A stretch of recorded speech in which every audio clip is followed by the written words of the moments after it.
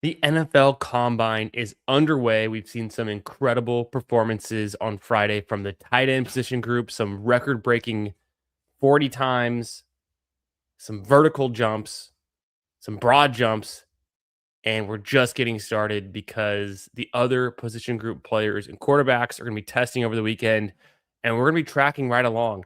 I've already seen a lot of movement with Eli Stowers and Kenyon Sadiq on the big board, and we're going to be monitoring those ADPs closely.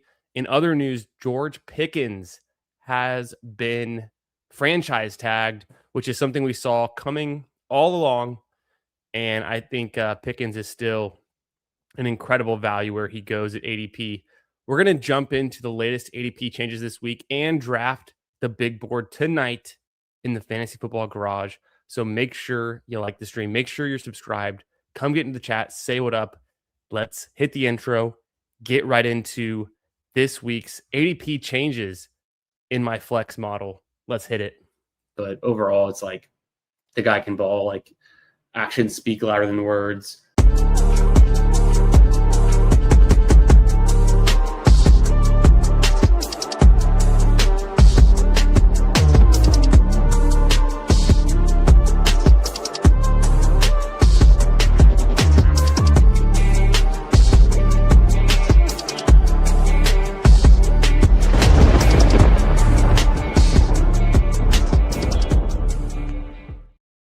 Hey, yo, happy Friday.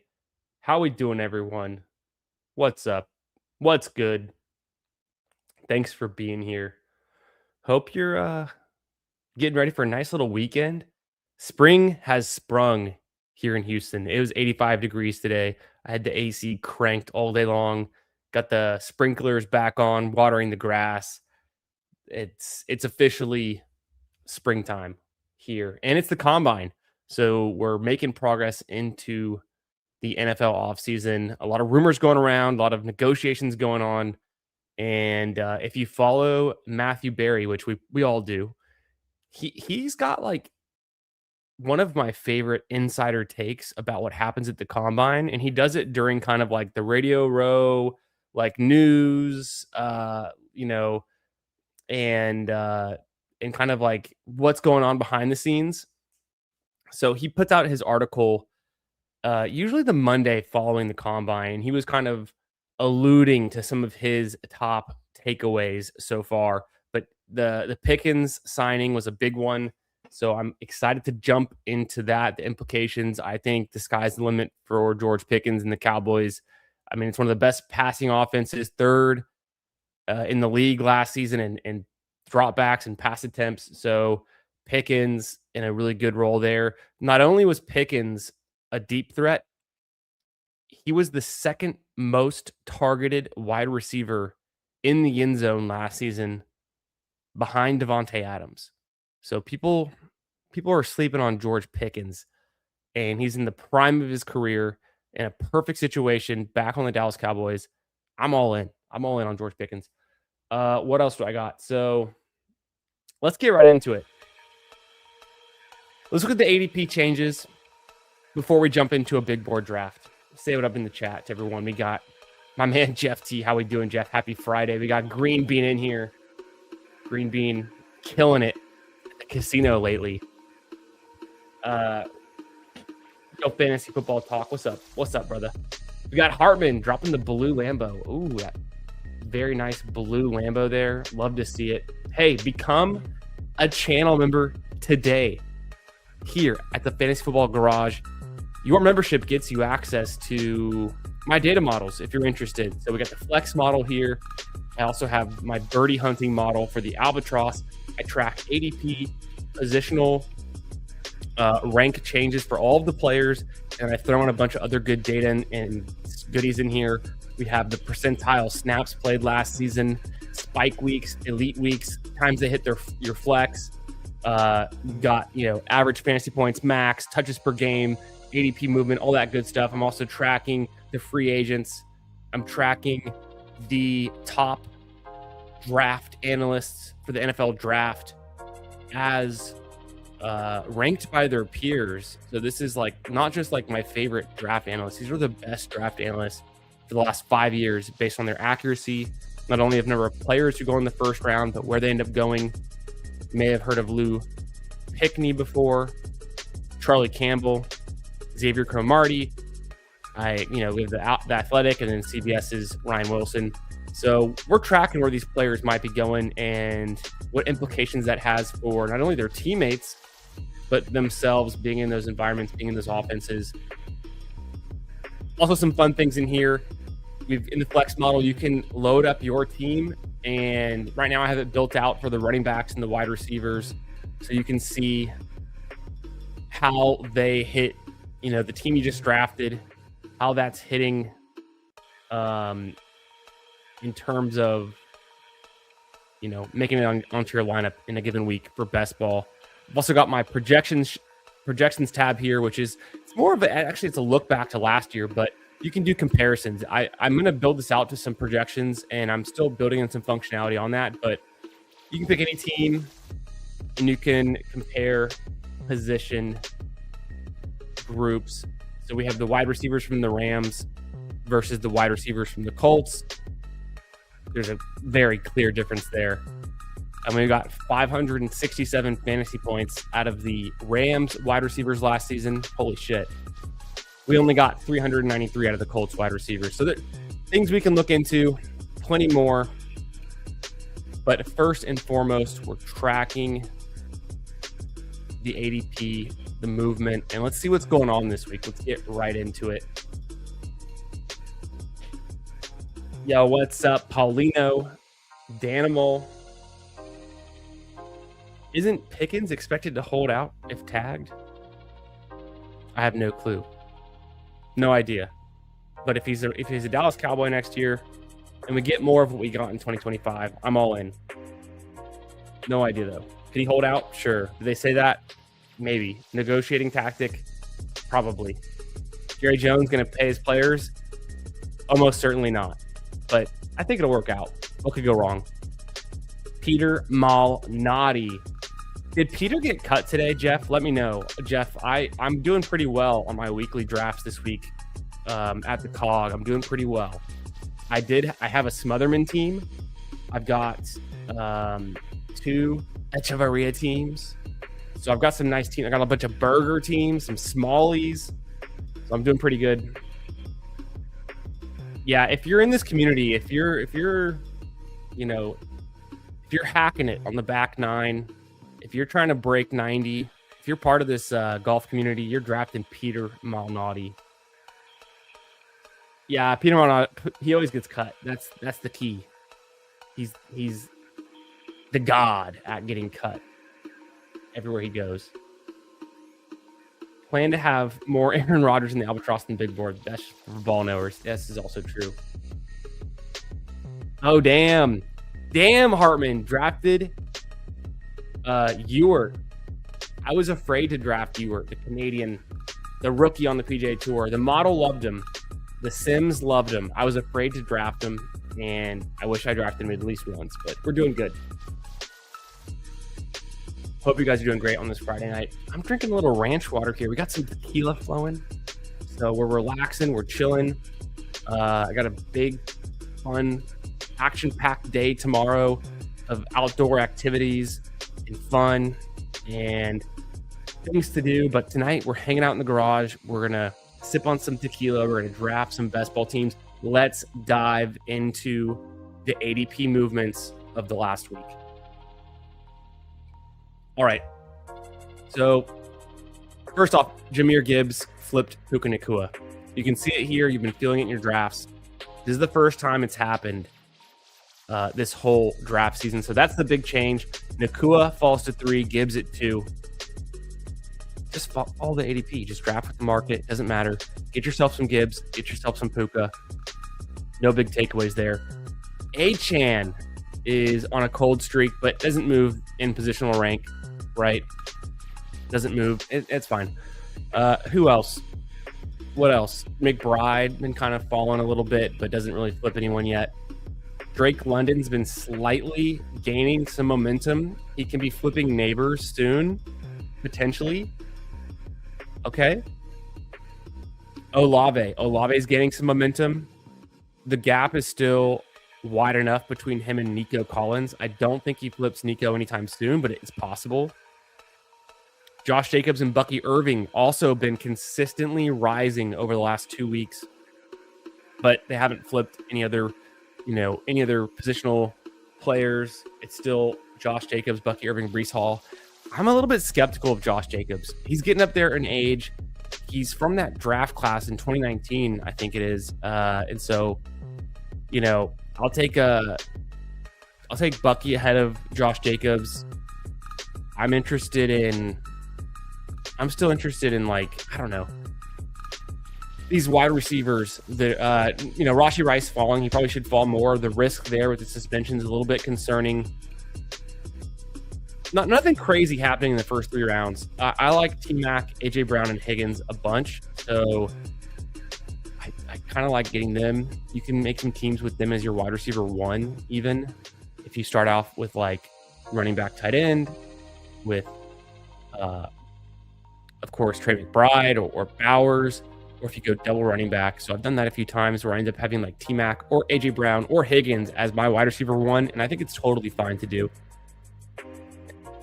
Just gotta kind of chill at running back after you get past this tier. So here's the real tier break for me. I would not treat Ladd McConkey and Garrett Wilson and JMO as my de facto wide receiver 1 on a team. I like these guys better as a wide receiver 2. Zay Flowers, Devontae Adams. Maybe you can get away with it, but I think that's kind of a tier right there after T. Higgins. And then also after Kyron and Etienne, it's interesting. I would throw Javonte Williams into that group. I still think Javonte, who has been rising a bunch since his big news, he's up almost 10 spots in ADP. He's going to flip Scatterboo. It's going to happen. So we're looking forward to that. He flipped Travion Henderson most recently. So on the sheet here, if they're in green in the most recent week, the ADP from today, and they've moved up in a positional rank. If they're in this blue highlighted color, they've fallen. So Javonte goes from running back 21 to 20. Travion goes from running back 20 to 21. They flip, right? McLaurin's been rising a bunch over the last couple of weeks. That's continuing to happen. Egbuka's moving up a little bit. I think Scatterboo's going to be the faller out of this group. What else has happened? Nothing crazy. RJ Harvey, a slight fall. There's some fear, uncertainty, and doubt about what the Broncos do to their running back room next season if they bring someone else into the Dobbins role. I think Harvey's still pretty electric. Averaged over 1 fantasy point per touch last season, 12 touchdowns as a rookie, so he's an expensive price. Maybe he gets cheaper. I still want to sprinkle in some Harvey on teams. I'm not afraid to buy Harvey. Judkins, I'm a little bit more skeptical of. Just the Browns. What the hell? What's going on with the Browns? Rome Odunze flips Mekhi Lemon in this latest ADP that we get. DeAndre Swift is still too cheap. He hadn't moved much. He's just too cheap. RB24, way too cheap. Brian Thomas flips Jordan Tyson. So Odunze, year 3 wide receiver, flips the rookie. Brian Thomas, year 3 wide receiver, flips the rookie. Jaden Daniels moving up in ADP. Drake May is still cooling off since the Super Bowl. And I'm still more excited to get Caleb Williams and Jalen Hurts in this range than I am Drake May. And I like Joe Burrow too. Mike Evans continues to rise. Pretty interesting stuff. Jeff T says, are you buying Achane to the Texans rumors? I did see this rumor. I think they're going to invest in their O-line in the draft, so it's hard to say, and things change year to year, but I don't know.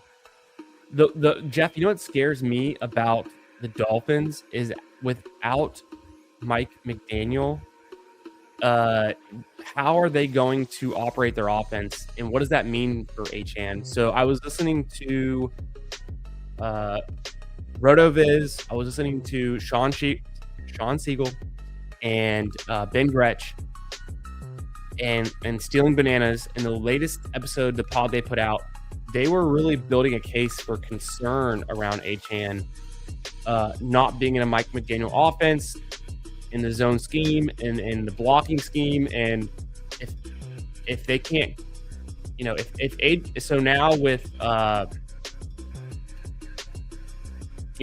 kind of what Ashton Genty was dealing with last season, where he had to create all the yards for himself and there's nothing blocked for him. If that becomes the situation in Miami for Achane, he's going to be in a tough spot. So they were kind of giving like a bear case for Achane, even though they love him and we all love Achane, just based on coaching, offense, and scheme. So that's interesting. Maybe, I don't think it's likely Achane goes to the Texans, but maybe it's worse to be in the Dolphins going into 2026. I don't know. Good question though. Javonte will go higher than Scadaboo. It's going to take another week or two, but we're there. Yeah, what's up, Matt? How you doing, brother?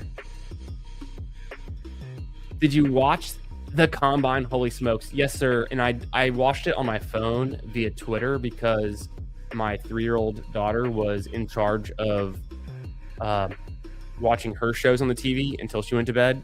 She got her little TV hour. And also, what else was going on? I was multitasking. I was like doing chores in the kitchen. So I was listening to some best ball drafts. I think PPR Tyler was live at the time. I was listening to PPR Tyler and shout out. And then I was scrolling Twitter for updates from the Combine. Yeah, the tight ends were killing it, man. Some huge numbers, not only in the 40, but the vertical and the broad jump. So I'm back in on Kenyon Sadiq. I was out for a bit, just being skeptical of the rookie. And I was never out on Stowers, but I'm way more interested now. So I've seen in my drafts tonight, I've seen about 4 or 5 drafts tonight on stream and in my slow drafts. And what I'm doing, I'm seeing Stowers consistently go ahead of pick 175 now. And I think he can rise up to probably the 100 or 120 range when it's all said and done.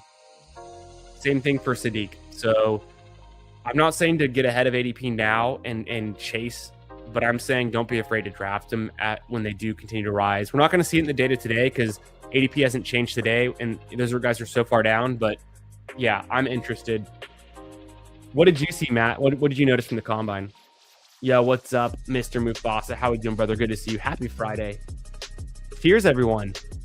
Got a little ranch water going, some tequila. Feeling good. Worked our ass off this week. We got a bunch done, hit the gym a few times. Kids' bedtime this week has been insane, but maybe we're getting through it. Some sleep regressions, but I got an action-packed day tomorrow. I'm super psyched for my Saturday. I got plans with my brother. I've got plans with some work friends. I've got brunch plans. I've got dinner plans. Oh, we got a babysitter. Oh, so we're going out tomorrow night, having some fun. All right, let's get back to it. Let's scroll down a bit until we see some real changes. There's just, if the players highlighted in orange, they're rising over the last 3 periods. I pulled ADP, and I pull ADP every Monday and every Friday. So I pulled it this morning. If they're in blue, they're falling over the last 3 periods, and then otherwise just normal. So Michael Wilson continues to fall. But, is he really falling? He goes from 74 to 75. So let's not waste any time there. Let's go figure out who's flipped positions with anyone else in the last week. Boom. Chris Godwin flips Jaden Reed. Do we care? No. Keep moving. What else do we got? Trey Benson's rising. I have no idea why. He's never done anything, never shown anything, and been a complete bust. So, draft Trey Benson at your own, caution, whatever, risk, but does he catch passes? Not really. Malik Willis, a big-time riser. Yes, keep chasing that. Keep drafting Malik Willis. He's now quarterback 23. He flips Bryce Young and Kyler Murray in the last week. Malik Willis, he could be anything. He could even be Kyler Murray. And now he's going drafted 2 spots ahead in positional rank ahead of Kyler Murray. So beats me. I don't know. I'm in. Rushing upside, whatever. Konami code, all that good stuff. I kind of like James Conner at these prices. he hasn't fallen off. James Conner has not fallen off. The injury, we'll see what he's like when he comes back, but he's averaging like 4.5, 4.6 yards a carry before the injury. So I think he's a pretty decent value here. Getting older, whatever, who cares? Sadiq flips Juwan Johnson, and my prediction is Kenyon Sadiq will be going.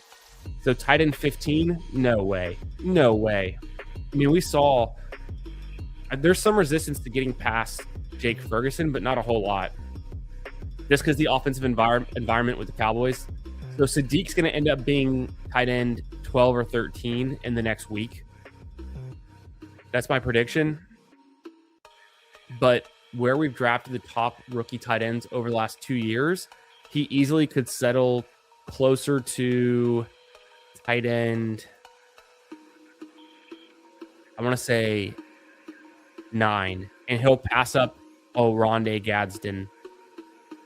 Sadiq has the potential to do it. Why not? So he could be rising a ton. Chase him up the board if he rises. Don't reach for him, but we'll see. Who else? Josh Downs flips Kayshon Boutte.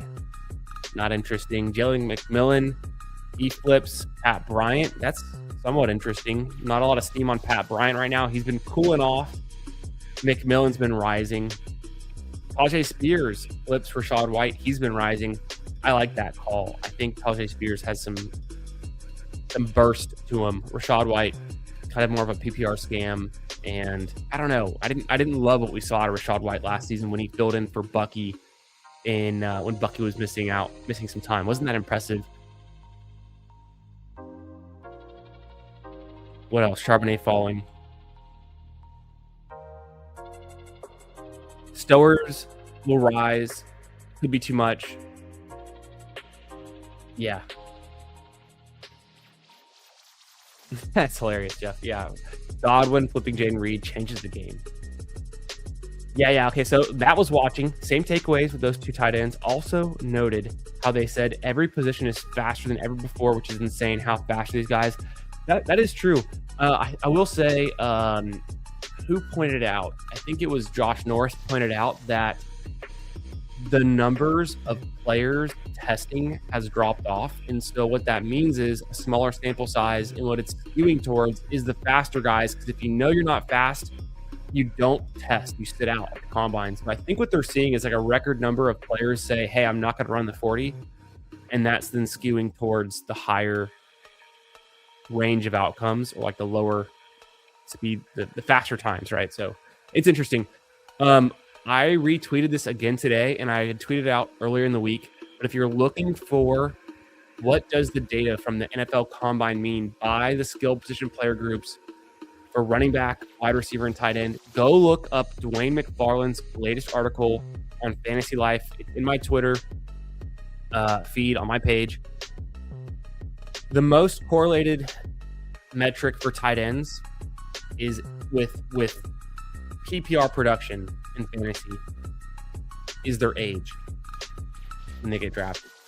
The second highest correlated metric was their speed score, which is essentially a combination score of their weight and their 40 time. So as long as you weigh at least 200, and I think it was 35 pounds, but ideally like 245 pounds. That's the threshold you want to hit. And then as long as you're faster than a 4.6, you're good. So that was interesting. A takeaway for me. So getting a 4.4 40 is great, but as long as you're faster than 4.6, that's all that really matters, I think, is what the article said. And for tight end, it was the most impactful. Like running back, the 40 time does matter. Wide receiver, not so much. What matters for running backs is also age and speed score. Interesting stuff. A long article, but you can there's a summary at the end you can scroll to, or if you're really interested in like diving deep into the combine like I am, check out that article. It's pretty cool. It's free. Yeah. Same kind of takeaways I was thinking, Jeff, like what you were saying there. Makes sense to me. Okay, Jonathan Brooks flips Aaron Jones. I think this is conceptually good. because we want to invest in young running backs on teams that are potentially going to have expanded opportunities, roles. Rico Dowdle out, Jonathan Brooks healthy in. They're excited about Jonathan Brooks, but at the same time, I'm actually warming up to this Aaron Jones number.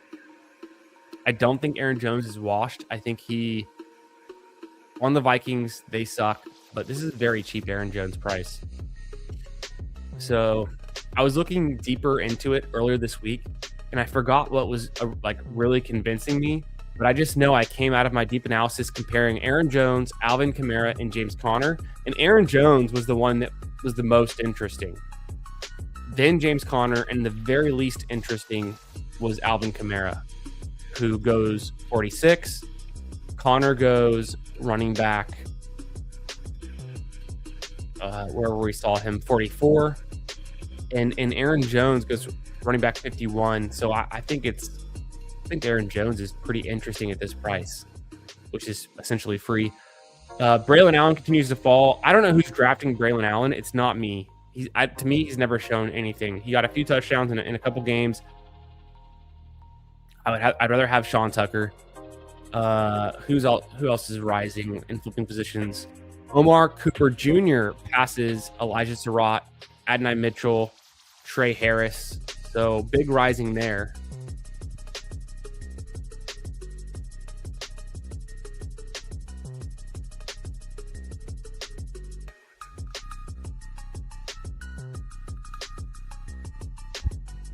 Yo, what's up, Cody? How we doing, brother? Good to see you. Thanks for coming in, slapping the like button. Cody and I have got something in the works, so we'll have some news dropping soon. We're going to get together, draft some best ball teams. Going to have a fun time. Always fun with Off the Schneid. Connor Kamara and Jones. Yeah, cap casualties, wait and see mode. Yeah, it also could be true. We can dive into that too. Yeah. In the meantime, so I just got a call on the phone from the producer. I gotta go say goodnight to the princess real quick. She woke up and she needs a little reassurance. So let me roll a clip and let's enter a draft. Boom. Big board. 20 seconds. Confirm. Oh shit, it auto-filled. Well, okay, let's pop this bad boy out. Put me down here.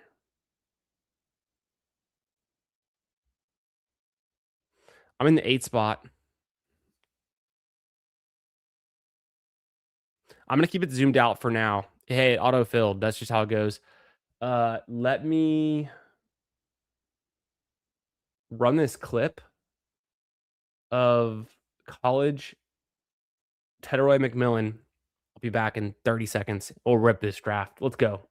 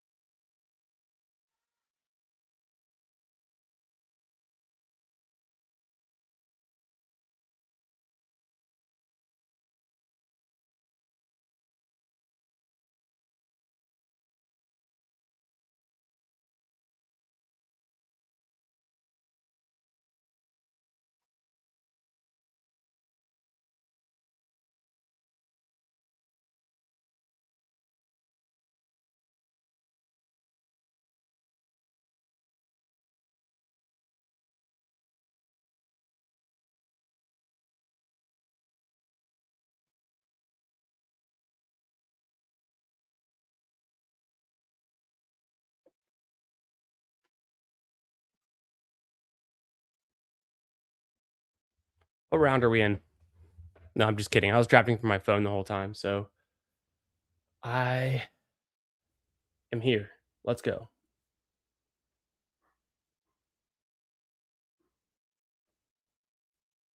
Let's get back into it.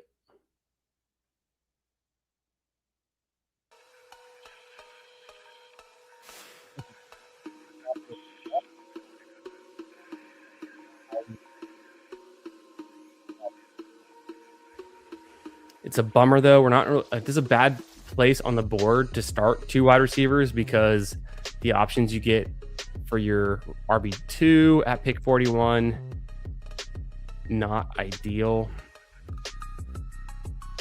So I'm probably going to start with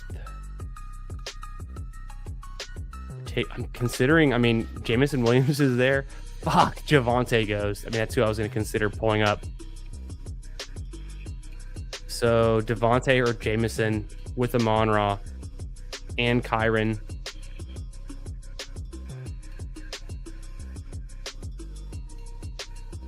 I'm going to get Devontae Adams. I thought about going JMO with Amon-Ra. For some reason, I have a little bit more faith in the Rams offense scoring touchdowns, having both Kyron and Devontae. Seems like a way to access a lot of those touchdowns.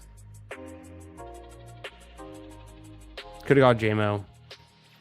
I could have just taken Travion Henderson, but it's a bit early. And I want to... Javonte was going to be like my out there. We'll make it work. I don't hate this start at all. I know from experience, this is not my favorite place to start 2 wide receivers on the board because the running back options you get in the 4th round, and it's getting worse.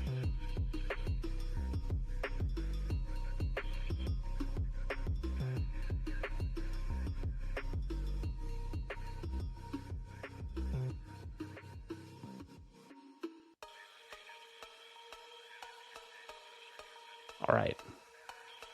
I could have taken Scattaboo. I'm very skeptical of his current ADP, though.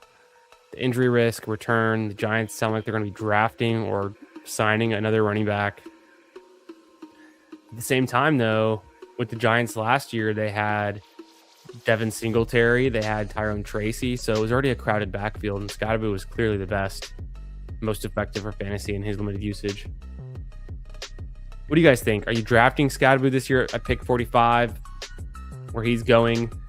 Are you more cautious? Travion, Harvey go. If he's there at 56, you already know who I'm taking. DeAndre Swift, my most drafted player. Practically, I mean, it's him and Michael Wilson are like my 2 most drafted players so far this year in the big board.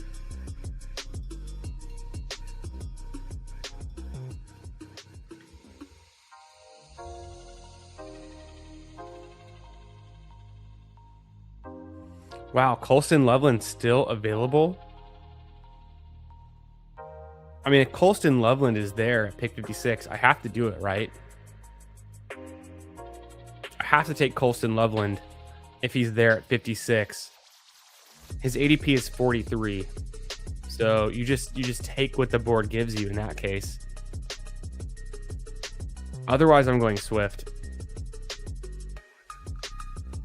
Yeah, Loveland's there. I mean, it's not great for my build because I really need running back help, but Loveland at 56 versus his current, and let's go check what's been up with Loveland.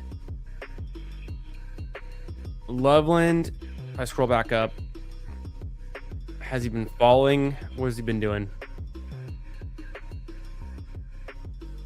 Colston Loveland's been I mean, pretty flat about pick 42, 43 over the last couple of weeks, tight end 3. So I just got him at pick 56, 13 picks past ADP. That seems good. That seems like a good little ADP scoop there. Jeff's more in the Tracy group. Why am I not surprised? Scat has a higher ceiling than Tracy, but Tracy, you know, is a good value pick. I've been clicking some Tracy. Copy paste Lade. What's up, brother? Does insane fall, and you were here for it. And if I get my way again, I still get DeAndre Swift at 65. Another insane fall. Please, fingers crossed. Please, yes. All right, one more pick to go. No, he's gonna take Swift. I need to figure out what I'm gonna do without Swift. So I do need running back. I probably go Jaylen Warren and just kind of pull him up a little. Oh, holy smokes!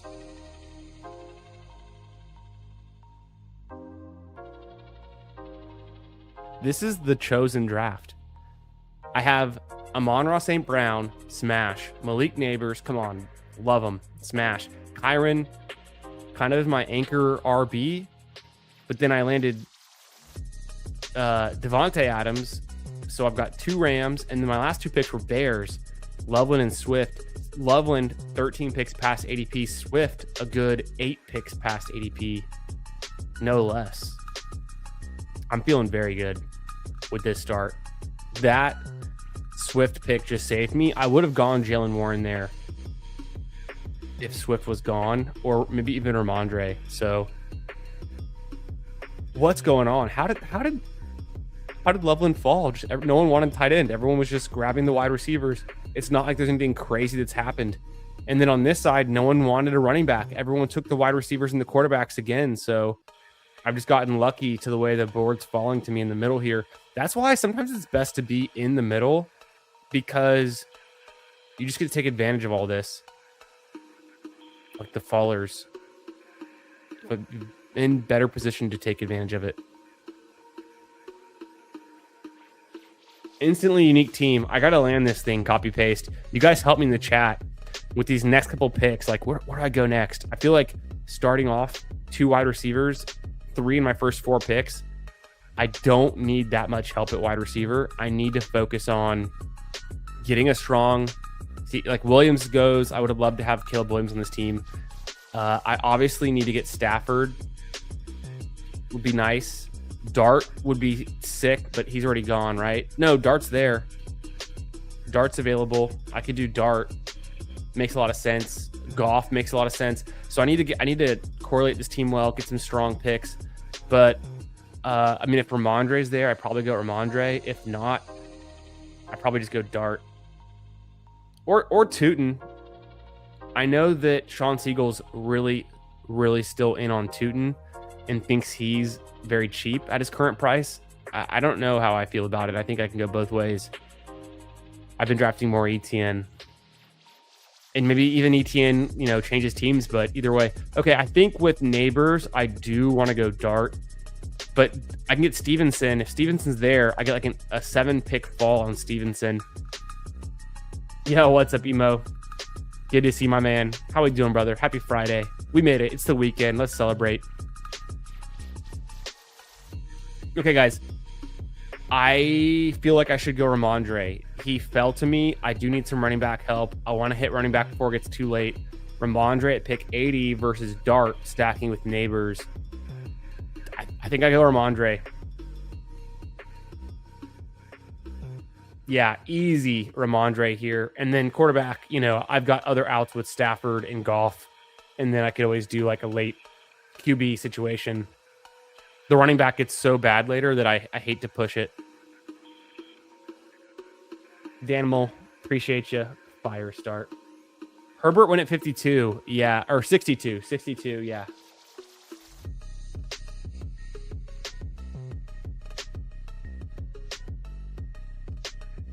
So we see Dart, Fannin, and Pierce go. For me at pick 89. God damn! If I want Stafford, I need to take him there, because then I have access to getting Goff at 104. The drafter who took JMO doesn't have a QB, Binks, so they get shots at Goff at 92 and 101. They probably could pull the trigger. So I feel like I have a chance I'm going to miss out on Goff. Means I do want to go ahead and take Stafford at 89, almost certainly. Because right now it's Mahomes, Purdy, Stafford. Seems like a that's a tier. I mean, they're all, what's the difference? Purdy's probably my favorite out of that group.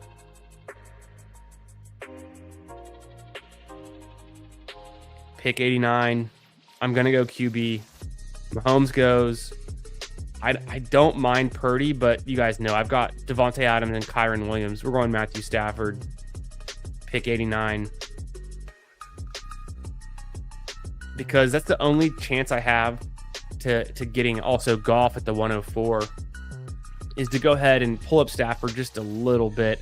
It's not that rich. I mean, his ADP is like 99, so 10 picks ahead of ADP, but the reason he's 99 is because he's going to the Puka team, which would have been drafting him at like 93 or 100. So now I just have to avoid, and I like Purdy a bunch. I've been taking a bunch of Purdy, especially with like CMC or even without CMC, and then you can backstack him with Juwan Jennings, who's a free agent, but maybe he returns, or you could do Pearsall, which I'm not crazy about. I think Pearsall's a little expensive. Kittle, the injury discount, hope he gets better for the second half of the season. Week 17 is all that matters. So there's a few ways to play that, but Purdy's like just very solid. Sneakily, Purdy was the QB2 in fantasy points per game last season, so I don't see a problem chasing up Purdy and taking him naked on teams and then trying to backstack in some form. But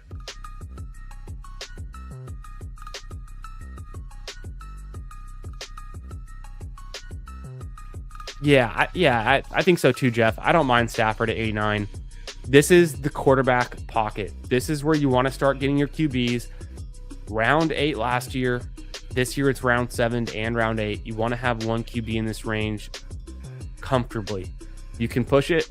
I've done a bunch of late QB builds, but I always feel better in this range getting an extra QB. I've already filled out my flex. I have 3 running backs, 3 receivers, and a tight end. So there's no need to push it. The running backs, they do get a little bit, they do get worse after this, but there's some tier break there.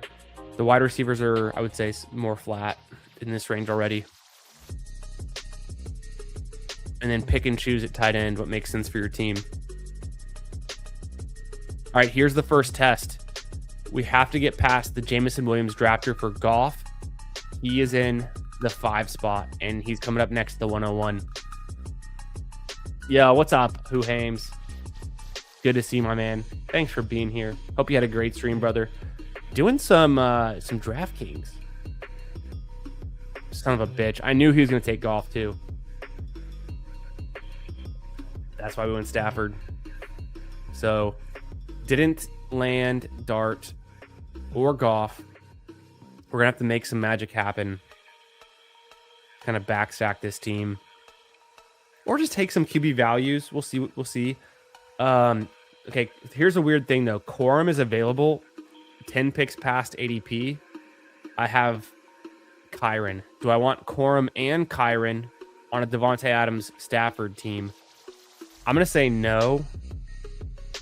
So then I'm going Jordan Addison, or I'm taking Wan'Dale here. Give me Wan'Dale Robinson over Jordan Addison. Current situation. Wow, Kenyon Sadiq goes at the 105. Not surprised to see it, but honestly, I'm a little surprised. We predicted it. We thought it would happen. It's happening sooner. There's some kind of instant reaction, overreaction, given it's the first night of the news of the combine for the tight ends, but I think, could we see him go higher than 105? Sure.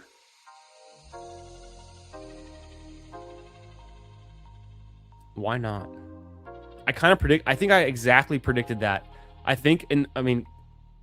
We'll review the tapes. We can look back at the stream, but I said in the next week, Kenyon Sadiq, or by the end of the big board, Kenyon Sadiq would be rising up to whatever tight end 9 or whatever this is, right after Laporta, and it happened in this very draft. So a little bit of an overreaction there, but not too surprised. Yeah. I try to read the board as much as I can to figure out, everyone on this side already has, a couple QBs, and so I think QBs are going to chill out for a bit. So I'm going to wait on QB because I feel like there's not a rush right now. There's not so much of a rush. after that initial kind of round 7, round 8, beginning of round 9 push on QB. Everyone in this room has 1 or 2 QBs except for the guy in the 2 spot. So he's a little bit behind, but he's kind of drafting his own thing. Jordan Addison goes. I think I go ahead and take Jonah Coleman here. I don't mind that. Jonah Coleman at 113 seems totally fine. My build through my first 10 picks, I have a 1-4-4-1 build, a Monra, Malik Neighbors start. Got the Kyron Williams anchor. Came back with Devontae Adams, so we've 2 Rams on this squad. Colston Loveland fell 13 picks. Holy shit. DeAndre Swift fell 8 picks. Get him at 65 for my RB2. Feels good. Then Stevenson fell 7 or 8 picks. Get him at 80. Feels very nice. Had to pass up on Dart, but I do pull up Stafford a couple picks to get my 3rd Ram for the team stack. Then I go Wan'Dale Robinson. Does he go back to the Giants? Okay, now I'm team stacking the Giants, him and Neighbors. Maybe he goes somewhere else. Maybe he goes to, I don't know what I've seen floated around. Who have you guys seen Wan'Dale floated to in terms of like landing spots? One of them I thought was, I thought I saw the Browns or something, which would be pretty bad, but oh no, I saw the Bills. I saw the Bills with one of them, so that I think that would be good. And then Jonah Coleman. So I have 4 running backs, 4 receivers, and my onesies are starting to fill out. There goes Mayfield and Shuck. At pick 128, I could do something with like Darnold, Mendoza. I think I push it. I just gotta figure out what else I need. Probably a wide receiver 5 makes sense. I think a wide receiver 5 makes a lot of sense in this range. Or a tight end 2. Tight end 2 could be totally worth it. Running back 5, maybe. Trying to think if it's more worth it just to pull up a QB. I don't think it is. I think kind of between, and there goes Darnold anyways. Darnold on a points per game basis and his spike week potential, it's not really separating from, in my mind, like all the way up till Cam Ward range. So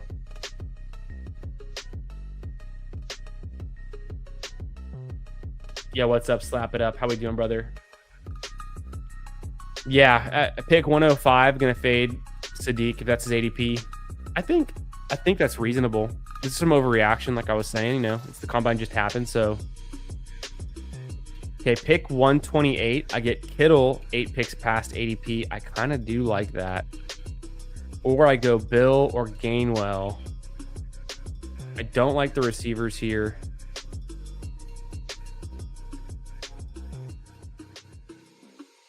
Considering I already have Loveland, I kind of think it's fire to go Kittle there and have 2 shots at elite tight end. And then I didn't really have to pay up for Kittle. Oh, Malik Willis goes 129. I would have liked Malik Willis at 137. So that's a bummer. So that, you know, maybe it'd been pretty rich to pull up Malik Willis there. I thought about going Gainwell. I've got a lot of Gainwell exposure. I'll take some Coleman instead here. Corum going at 111. So the Corum fell a bunch here. I've been getting some David Montgomery. There's trade rumors that he might go to Houston or just get moved off the Lions. It could be interesting.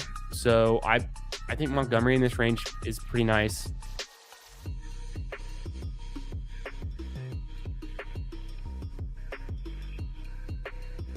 I can do something super late though too. If I want to like stack up Stafford with either Ferguson or Parkinson very, very late for my 3rd tight end, that's in play. Do I go Mendoza here? I can do Mendoza, Stroud, or Bryce Young, or Kyler. I've had better luck backstacking Mendoza with like Trey Tucker. Stroud would be Knoll, and Schultz, Bryce Young.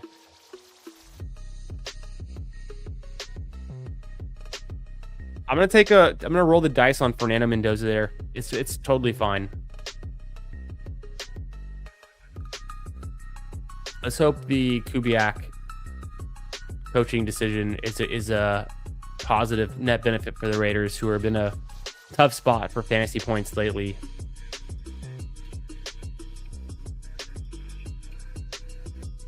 So slap it up. Where have you been taking Sadiq? Because the days of him going like at 144, 145 are gone after that combine experience. And for me, I don't think the draft capital difference between a pick 144, 145, 12, 13 turn, and then going around like Gadsden at 112, 115, it's not that different. He does that would that passes up about 5-6 other tight ends. So I get what you're saying though. And in this one, I think he even goes further than I would expect him to go immediately, but he could end up here. So I do understand going just for like the veterans, like a Strange or Ferguson at a more realistic price. Wow, Savion Williams goes at pick 144. You don't see that every day. I haven't even seen Savion Williams drafted once so far in the big board, except for my buddy hit him with the gritty Mike Bolt. Mike drafted Savion Williams on one of his teams super late, but that must have been like a star method gone wrong or something. But Savion Williams at 144, interesting. Maybe he knows something we don't. Yeah.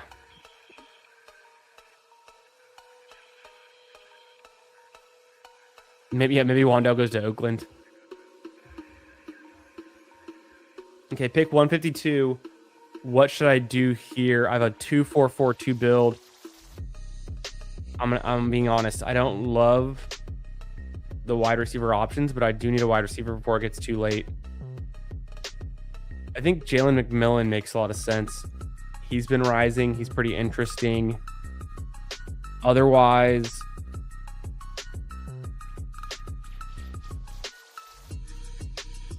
let's just do that. Let's go McMillions. Good old wide receiver 5. I was going to go Savion Williams, but he was already drafted, so I had to pivot. My team, through my first 13 picks, 2-4-5-2 build with Matthew Stafford, Fernando Mendoza at QB, Kyron Williams, DeAndre Swift, Ramondre Stevenson, Jonah Coleman, my running back room. Wide receivers, Amon-Ra, Malik Neighbors, Devonta Adams stacked, Juan Dale Robinson, where does he go? Jalen McMillions, and then I have Colston Loveland and George Kittle. So I'm team stacked around like the Bears and the Rams, potentially the Giants. I've got 5 wide receivers. That feels good. I mean, I think wide receivers flat here on out, so I'm not like stressing about it. I can make things happen. Tight end, I probably want to aim for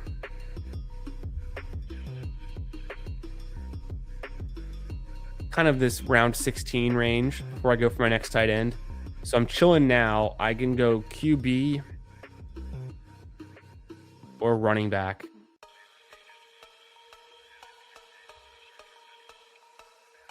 ADP would have me take Tyreek Hill or Pat Bryant or Rachaad White. I'm not doing that. I'm going to go Michael Penix.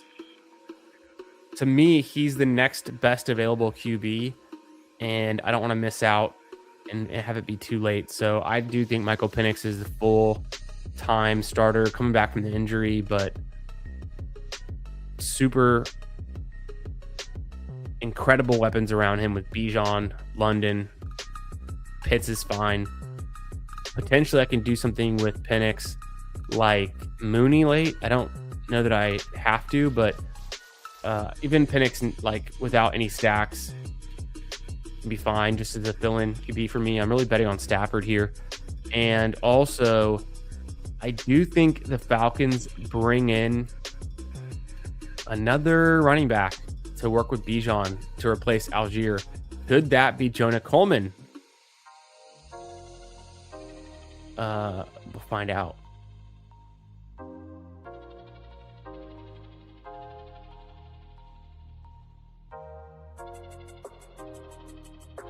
curious to see which running backs come back around pick 176. I do think I might go running back with this next pick or just receiver. I'm in kind of a good spot.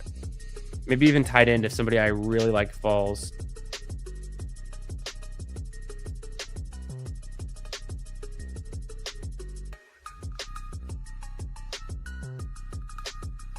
How we doing, everyone? Thanks for being here on a Friday night. Hope your week went well. Looking forward to a great weekend. Hope you got some fun plans this weekend. Maybe the snow's melted if you're up there on the East Coast or the north part of the country. It was 85 degrees today in Houston, so I was sweating. I got a little walk in at lunch, walked a good 1.5 miles. Okay, I'm back on the board. I could do Vidal here, and I think I will. Otherwise, it's Barner or Theo Johnson, who I like both of them too. I'm going to go Vidal. It's been a while since I took a running back. I think when he was averaging like 14 touches a game last season. When he was used in those 12 games, he was pretty effective. He had 2 20-point games. He had a third game that went for 17 points. So Vidal was interesting. I don't know the details on Vidal. He's like a restricted free agent or whatever. Maybe he goes back to the Chargers. And that's probably ideal. Probably the best case situation for him is just to go back to the Chargers and be used there, right? So, and if he goes somewhere else, there's a lot of running backs on the move this year. I don't know. What do you guys think? Barner goes. If Theo Johnson comes back around, I'll take Theo Johnson at 185. Otherwise, I'll go Terrence Ferguson for the stack. I don't mind Trey Harris. Adonai Mitchell, I don't know. I might just be kind of done. I could do Tesla. I could do Trey Tucker. I've been doing Trey Tucker. I could do that. It makes sense with Mendoza. I do think they bring in a receiver, but Trey Tucker will be part of their offense, almost certainly, right? Yeah, Theo Johnson goes. Okay, tight end dream is hanging onto a thread with Terrence Ferguson. And then if Terrence Ferguson goes, I push it.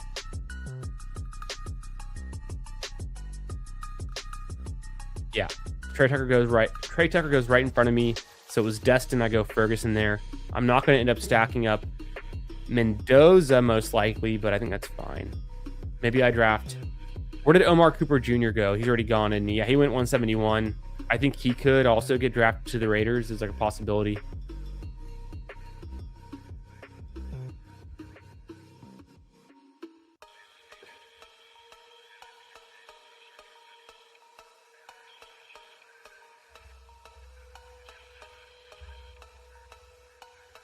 Huhaim says, hasn't been taking a lot of Sadiq. I haven't really either. I've drafted him a few times, but now, obviously more interested. Stowers goes 190 here. Still a very easily obtainable price.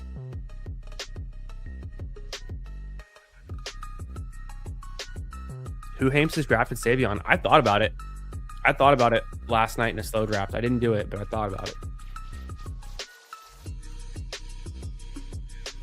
Oh, Slap It Up is way in on Kenyon Sadiq. Very nice. Very nice. 12%. Average ADP 152. Maybe in the post draft will be back in. Depends on the team he lands on. That makes sense. I will say there's no need to guard your ADP that you've drafted him at and be afraid to weight that or dollar cost average that with the new ADP. That's a mistake I've made in past years. I'll tell you more about that after we make this pick.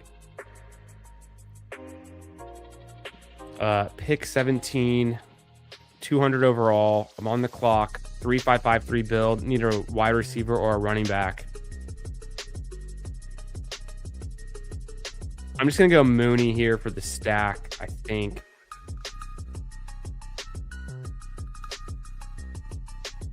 Maybe Mooney can bounce back. So take a little shot there. Okay, so the reason is when a player rises up the board, that's your signal to draft more of them. I get it that 105 is a little bit more off-putting, but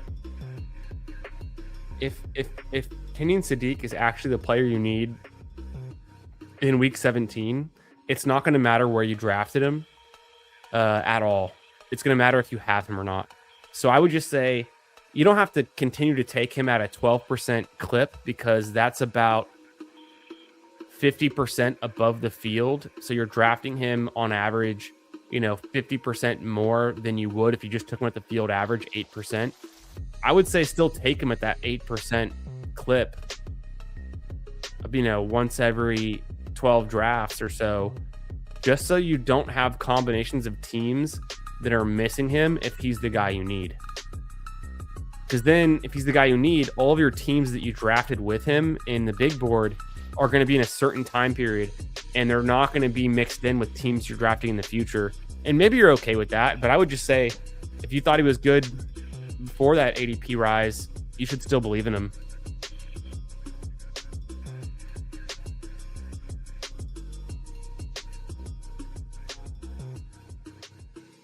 Yeah, I've been doing a lot of late tight end builds in general. I didn't do one here, but I got a sick fall on Colston Loveland, so I had to take advantage, Okay, do I want to go running back? Ooh, Emmanuel Wilson's on the move. It's either him or Ray Davis. I've been taking a lot of Ray Davis lately. I'm going to go Ray Davis. Boom. 3663 build. I'd be done here if this is Best Ball Mania, if this was like a post NFL draft. 3663 build. We've got 2 more rounds. So I'll probably add on 1 more receiver and 1 more running back for good measure. I don't think I add a QB. I could. If Aaron Rodgers is there with my last pick, I consider it. I was between Ray Davis and Emmanuel Wilson. I just know Ray Davis is on the Bills, and I think he has a lot of contingent upside. And even 2 seasons ago, he had 6 touchdowns. So there's a lot of touchdowns to go around on the Bills. Maybe he can get a bigger piece of that touchdown pie in 2026. Emmanuel Wilson is not going to be tendered by the Packers as of 3 hours ago. We're hearing breaking news, I guess. So, but I mean, I Emmanuel Wilson going to a team like the Falcons could be sick. Oh, Paulino says he's seen Wan'Dale to the Titans. I don't know. That might not be bad. He definitely would be their best wide receiver immediately. And the Calvin Ridley stuff's looking pretty bad. Just his fall off. I know it was injury.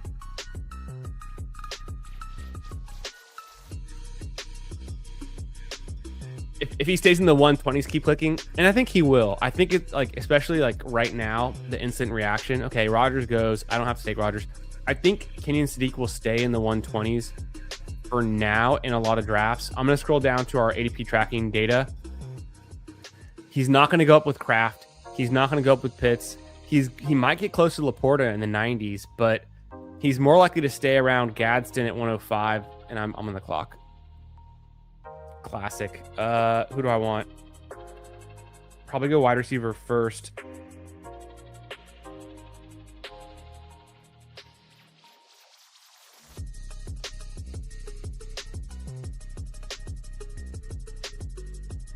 Boom, Jalen Naylor.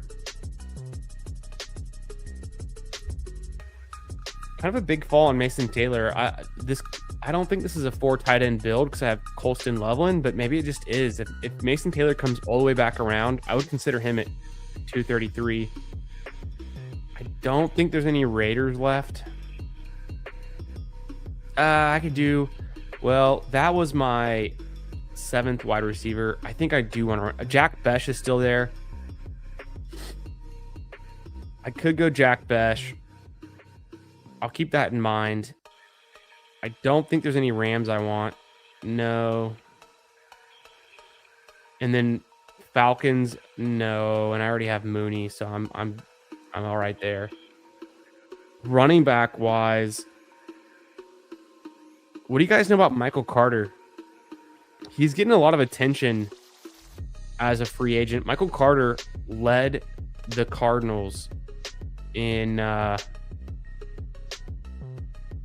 rushing yards with 333 last season.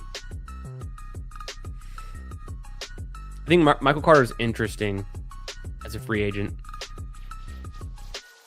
I think I feel like I should take Mason Taylor if he's there. Mason Taylor, I do have Kittle, who's okay. He goes 231. You know, they're all $1 auction bids in this range, but it is kind of nice to get a player who's falling, who doesn't typically go in the last round.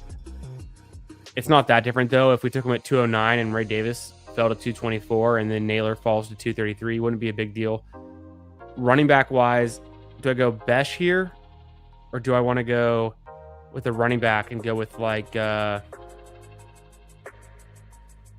Michael Carter?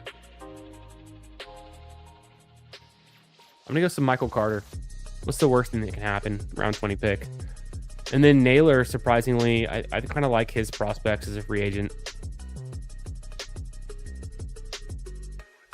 Getting into the peak of his career. Was the best wide receiver on the Vikings last year in terms of spike weeks. It was a terrible combination of quarterback play.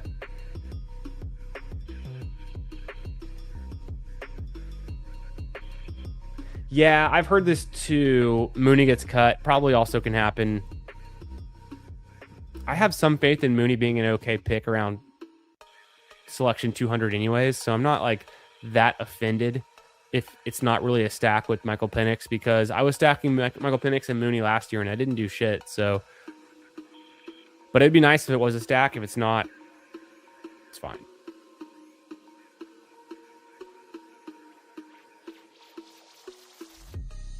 That Joe Mixon's career is over? I guess so. It's pretty wild, but we'll see, right? We'll see. Let's see. Slap It Up says, I feel tight ends fall off more than any other position, so I try to grab value. Was worried Sadiq might raise post-combine, be fine with 8% of him. Fresh profile is not special. Okay. That makes a lot of sense. Yeah, so I think, yeah, you're right. Year to year, the tight ends are so interesting. Like, when you can get Dalton Schultz at 189, Parkinson at 211, you can get Freiermuth at 206, Theo Johnson at 181, Barner at 180, Mandrews at 153. Like, what are we talking about?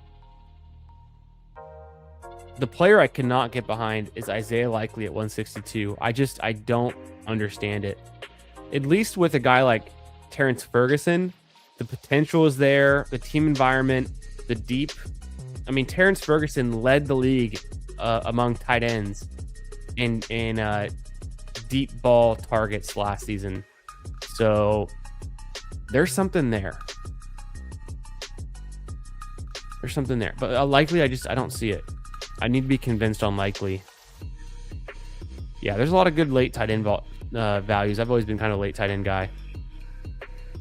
This team, this big board. Let's review it. Let's check it out. I drafted a 3-7-7-3 build. Went Matthew Stafford, Fernando Mendoza, and Michael Penix. QB room. Oops, on the wrong screen. QB room, I'd say, is a solid B-. I got some value, I think, with Penix. I really do. I think I got some value there. I think he starts the whole year. I think he'll be just fine. I've always liked Penix. I watched him play in person. The dude has an arm, a cannon. His deep ball, so good. So lining that up in an offense where you've got Stefanski leading it, I like that. Drake London, sign me up. Bijan Robinson, the 101. What can go wrong? Kyron Williams, team stack with the Rams. DeAndre Swift, I got him essentially 6 picks past ADP. Feels good. Ramondre, another 7 picks past ADP. Feels good. Jonah Coleman, mystery box, could be fun. Kimani Vidal, good in limited action. Is he a Charger? Great. If not, We'll find out. Maybe a mystery box situation. I feel like being back on the Chargers is probably the best case. Ray Davis, let's get some touchdowns. Michael Carter led the Cardinals in rushing last season. People forget. And kind of exciting. We'll see. Free agent. Getting some buzz. I think it was The Athletic. They had him as the top 10, actually number 10, the 10th best running back free agent in 2026 to go get. So he's draftable. Why not? He was impressive. People were impressed by what he did with the Cardinals. Maybe not in fantasy circles, but real football circles. Amon-Ra, Malik Neighbors, Devontae Adams with the stack, Juan Dale Robinson, Jalen McMillan, Darnell McMooney, and Jalen McNaylor. Kind of fun.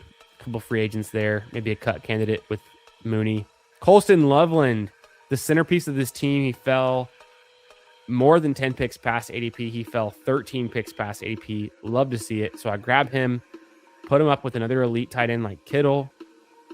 Colston Loveland carries me season long. Kittle wins in week 17. Terrence Ferguson there for the team stack. Maybe things go in the right direction with the Rams again being one of the best offenses in the league. So that's kind of a fun team. I honestly like this team a lot. Let's jump right back into another big board. What do you guys think? Not a bad team, right?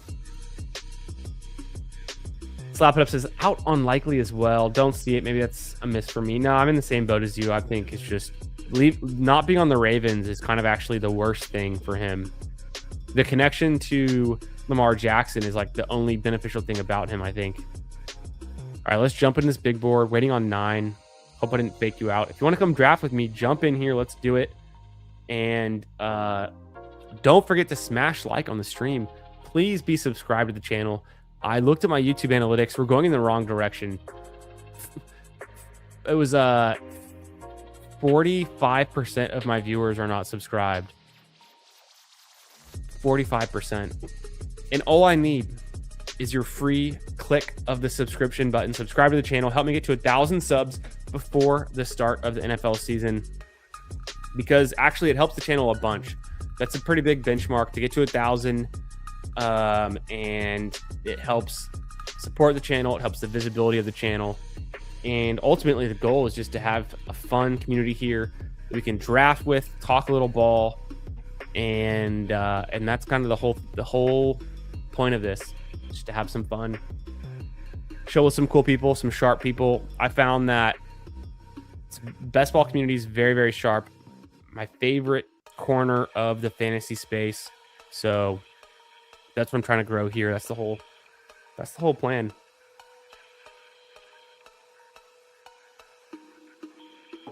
All right. We've joined into another big board. We're waiting on 1. Nice. It's going to fill soon.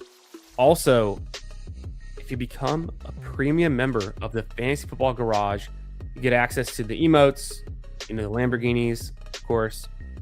But also, you can DM me on Twitter at FFB Garage or email me fantasyfootballgarage@gmail.com, or find me on Discord if we're in a shared server, Chris_the Candyman, and I will share the links with you to my Google Sheets, my data models. Not only my flex model for the big board, where I track ADP and all the other cool stats from last year, spike weeks, all that good stuff for best ball. I'll also share with me, if you're interested in the golf data, I'm drafting the Albatross and I'm following those ADPs as well, tracking all of that tournament history and all that good stuff. So members of the channel get access to the data models, the sheets, because I do it for myself. It's a passion project. I love doing it. I do it for all the best ball tournaments I enter. I track the ADPs, the movements. I bring in some data. I try to make sense of it all. And I might as well share it with people who support the channel. So that's the gist of it. Happy Friday, everyone. Make sure you like the stream. Cheers. I'm drinking a ranch water here, so I've got some tequila. My rocks had melted. I'm gonna get some ice before this thing starts. I'm gonna top this thing off with a little bit more ranch water and grab me some ice too. And then this thing is filled. We're drafting out of the 3 spot. And hey, Wouldn't you know it? Look who's in this one. It's the best ball guy in the 12 spot. Oh, Donnie in the 5. Almost didn't see you there. Oh, Jahmyr Gibbs going at the 101. Get a Bijan at the 102, you lucky SOB. I'm just going to go Puka. We're just going to go Puka at the 3 spot. And then, all right, you go down here.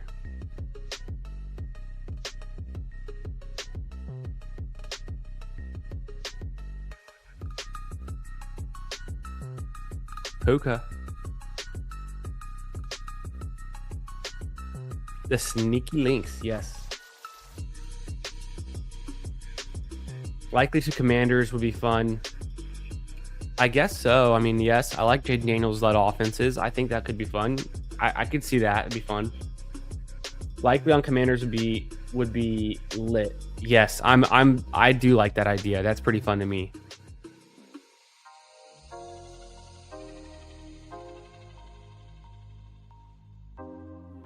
Yeah, you're right, Jeff T. You're not wrong.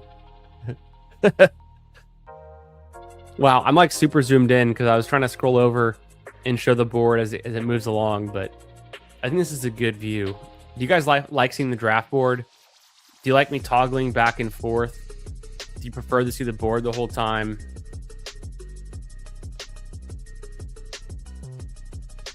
I have enough slow drafts going. More than none.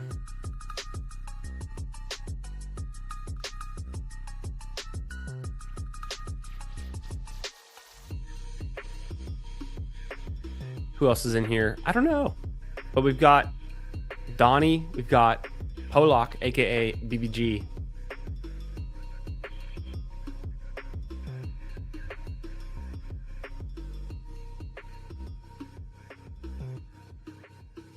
I've moved my PGA streams to Tuesdays, and I think it was a good call. I think it was a good call. I got some advice, some feedback from y'all.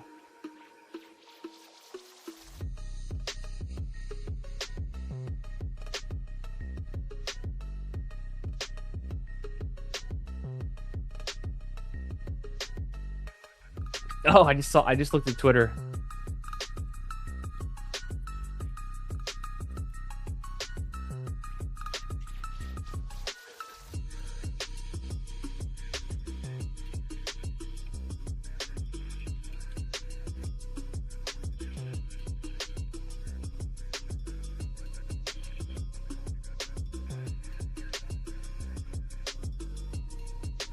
Meg was tagging me on Twitter about golf doing the albatross, but I'm over here dropping the big board.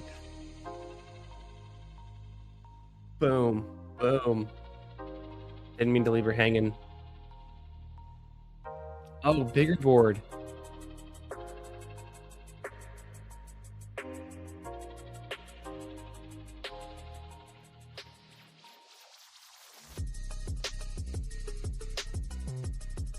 Okay, so BBG, he must be at the gym or something. I don't know, or no, it's like 9 o'clock at night. I don't know what he's doing. BBG, get in here. Are you lurking? You son of a bitch. Jefferson Neighbors, I don't mind it. It's fine. I'm on the clock all of a sudden. You guys already know where I'm going. Oh, I do want to go Chase Brown. I haven't had a chance to get a lot of Chase Brown. I was going to go Pickens. I love George Pickens here. I do want to go Chase Brown. I've been too far behind on my Chase Brown exposure, and I'm still in on Chase Brown. So typically I would go Pickens there. I know for a fact Pickens will not come around to pick 27. 0% chance.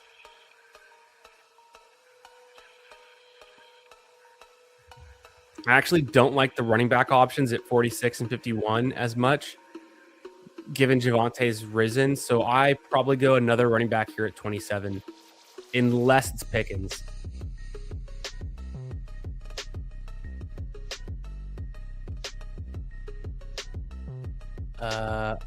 And I don't want Josh Jacobs. I'll go Bucky.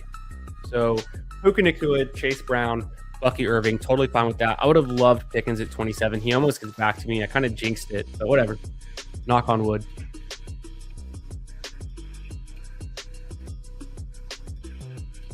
Why does no one take JSN bait at 3 or 4? JSN bait, yeah, I think 5 is totally fine for JSN. If you follow me on Twitter, I posted something last week about JSN and McCaffrey that, if you were doing one fantasy draft, if you were doing one best ball draft, I would say take McCaffrey over JSN 100% of the time, rankings wise. But this isn't one draft. This is a portfolio of drafts, and I don't want to have 0 JSN, so I'll just stick to the ADP.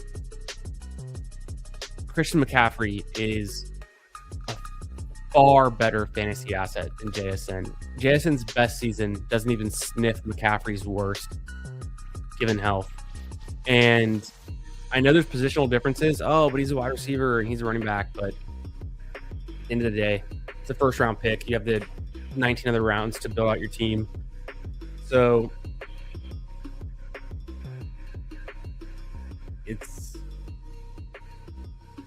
it's interesting. And people are hating on McCaffrey too. That's dynasty brain. Oh, what if he gets hurt? He's getting old. He touched the ball too many times last season. He scored too many fantasy points.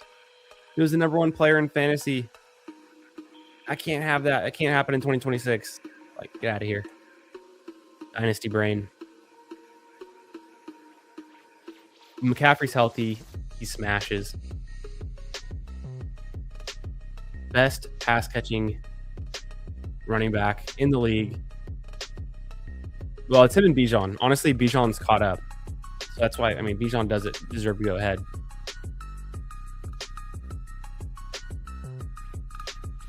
We'll see with Gibbs. If Montgomery's out of town, Petzing comes over to the Lions, I don't know what's going to happen. What's going to be different there?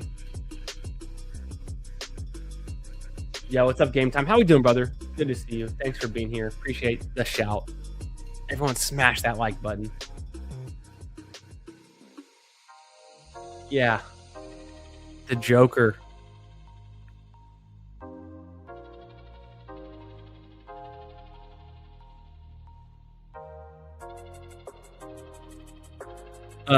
Okay. Devontae Adams falls to me here, but I have Puka. I'm going to do it. It's kind of different. I've seen Devontae fall to 46 sometimes, but I still think it would have been a good pick last year. It's still a good pick this year. Now I'm definitely taking, Stafford is my most drafted quarterback, and the case tonight, I've drafted Devontae Adams and Puka now. And back-to-back drafts with Devontae Adams. I'm obsessed, apparently.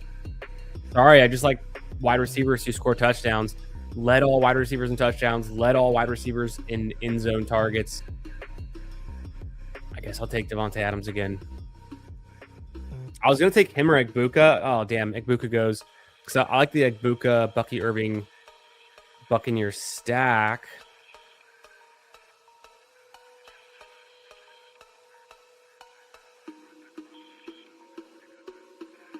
I'll take Carnell Tate there. So I am somewhat of a slappy. I'll take Carnell Tate over Swift, over Harvey, Judkins, Waddle, Watson. I'm fine with going Carnell Tate. I thought about taking Mekhi Lemon, but I'll take some Carnell Tate. It sounds like he might be a Titan. Let's go to, and then I'll get back to Hartman's hurtful words in the comment in the chat. Let's go to Lemon. No, let's go to Tate. Carnell, Tate. I've seen him mock to KC, Tennessee, and the Giants, and I have been hearing some steam about him going to Tennessee. Lemon, Eagles, Cleveland in the second round, which I think things have changed. I do need to update these mock drafts. I'm sure I had downloaded all of these early February, and they were all recent as of the end of January, but maybe things have changed. Maybe not too much has changed. Maybe I'll wait till after the. I was going to wait till after the combine to update these exact mock draft analysts' decisions on where these players are going. Lemon, Miami, and I don't think he's a second round pick, so things have changed. Miami, Rams for Lemon. That'd been crazy. Imagine Lemon does go to the Rams, and I had drafted Lemon instead of Tate, and I have like 3 Rams receivers. That would have been probably not good. BBG goes Jefferson, Neighbors, Kyron, Etienne, Tyson. I like his start. That's a good start. It's balanced. What can you say about it? CMC is washed, and he's still better than your favorite wide receiver. Yes. Okay. I thought Hartman was being mean for a second there. I read it out of the corner of my eye. His thick sarcasm. Hey, I also forgot to freshen up my drink. I did not draft any players that I have a clip for yet, though, that I can legally play. So we'll have to wait a second.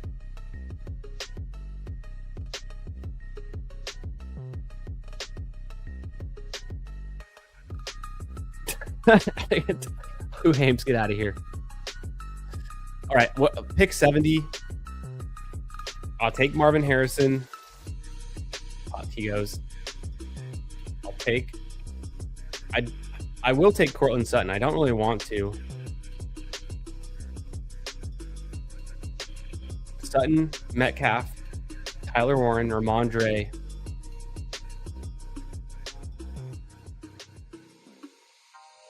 Okay, I didn't want Sutton. I will go.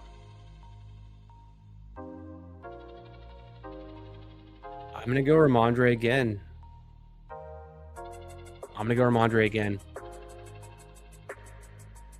Like 10 picks ahead of where I took him last draft, but it's all about getting the guys you need.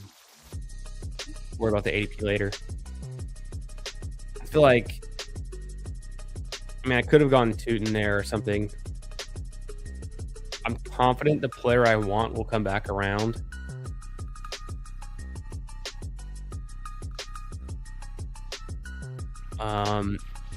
I don't have any obvious stacks. Burrow's gone. Burrow with Chase Brown would have been kind of cool.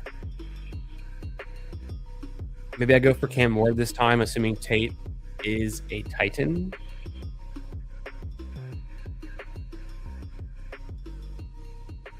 I'm going to get a player that I want here. I could do Tyler Warren. Tyler Warren past ADP. I feel like I want to push tight end. Take another wide receiver that I really like, Michael Wilson.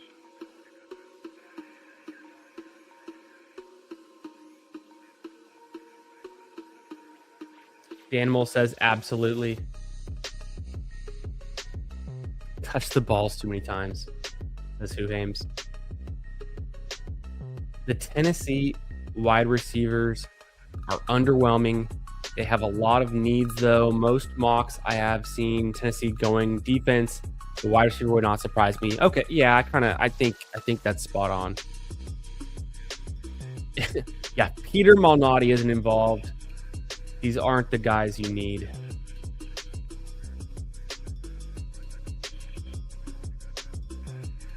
So true. Okay, this is a perfect time for me. Let's see what BBG does. I'm going to freshen up the drink. You guys keep an eye on the 12 spot. I'm going to get some ice, some more ranch water. Be back in 3.5 seconds. No, 4.4 seconds. Time me. It's a 40.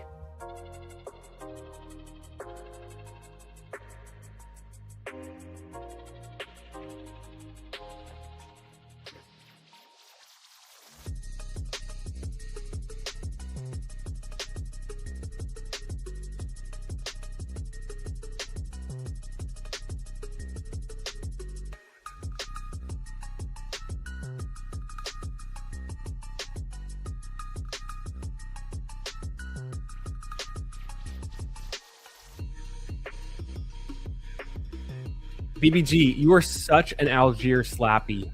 Algier 85 is fucking ridiculous. That is such a ridiculous pick. Algier does not catch passes. take him ahead of Chuba Hubbard, and even Tony Pollard is fucking crazy. BBG, I gotta slap some sense into you, you slappy. You guys ever go to your refrigerator to get ice? You put your hand and hit the ice button, and then all of a sudden it's pouring water on you, and you realized it was set to the water. I just did that. Okay. I have to go Stafford here. Unless I think I can push Stafford around the turn, and one of these fuckers won't take him from me because they already have QBs and they can't stack them. So I'm going to push him because I'm ballsy. I'm just like that. I'm going to go DJ Moore.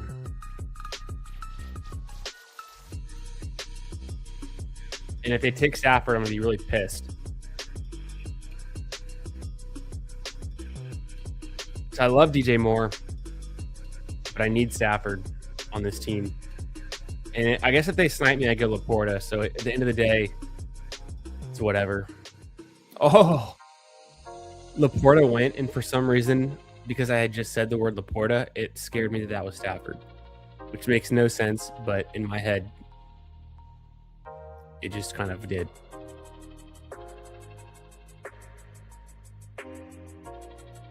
What's the model say about Rick? Slick Ricky Pearsall?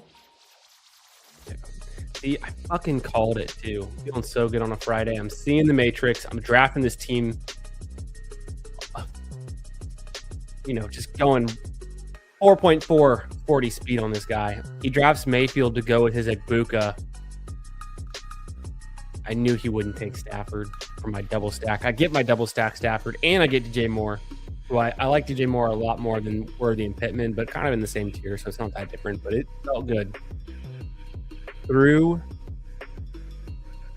the first 9 picks, I have a 1-3-5 build. Stafford double stack with Puka and Adams. I have Chase Brown, Bucky Irving, or Ramondre Stevenson. Feels pretty good. I also have Carno Tate, Michael Wilson, and DJ Moore. So this feels nice. I like this team so far.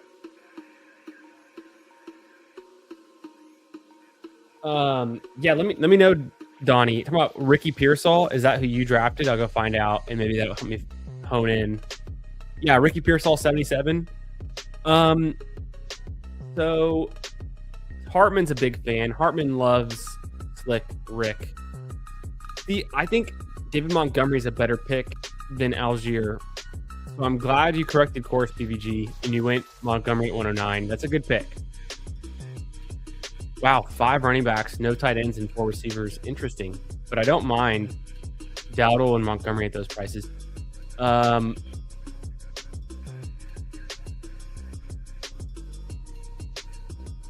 I have no idea. Let's go get the model. And what we have it flipped on the full year. I'm up in 4 picks. I think I can get to him pretty quickly, though. Pearsall has been rising. He only played 73rd percentile number of snaps last year. I know he missed some games. So he played 10 games, and so he didn't play a lot of snaps. He had 0 spike weeks. He had 1 week where he hit your flex, and he had 4 weeks where he was a 10-point plus player, but less than 13 points. His highest scoring game was 15.7, so not even a spike week, just a flex week, average 7. So Ricky Pearsall was pretty bad last year. Maybe things get better. Okay, pick 118. I think I just go Shuck.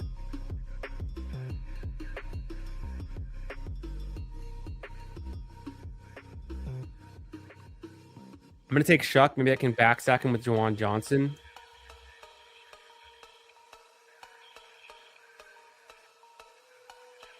Because I don't need wide receiver. They're all kind of the same here. I could get like a Boston, Godwin, Coker, Shakir, Higgins, Concepcion. All in this range.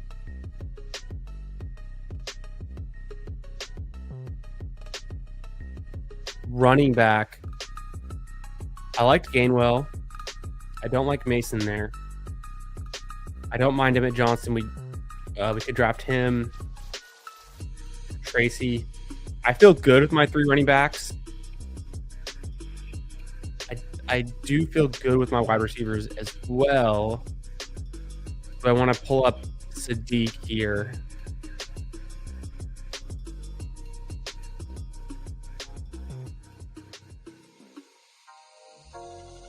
I'll be the first one to do it. I'll pull up Kenyon Sadiq there. He's going to go in the first round of the NFL draft. And I don't think 123 is too expensive. It's 1 round ahead of where he was going 12 hours ago. This room kind of forgot that, I guess. And I didn't need a wide receiver there. I have 5 wide receivers through 8 rounds. I don't need another wide receiver. I needed a tight end. And I feel good about my running backs. And Gainwell is the one I would have potentially taken at 123. I don't want to like chase up Tracy. Emmett Johnson could have been fine there too.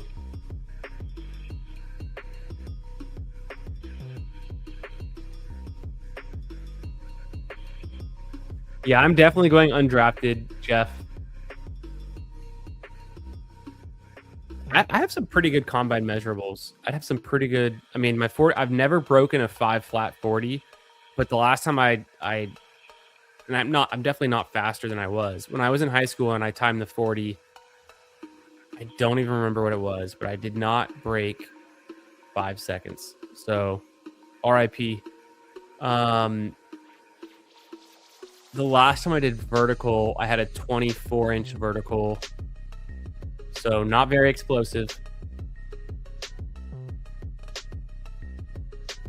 Broad jump, I have not done broad jump in probably since middle school, so I have no idea.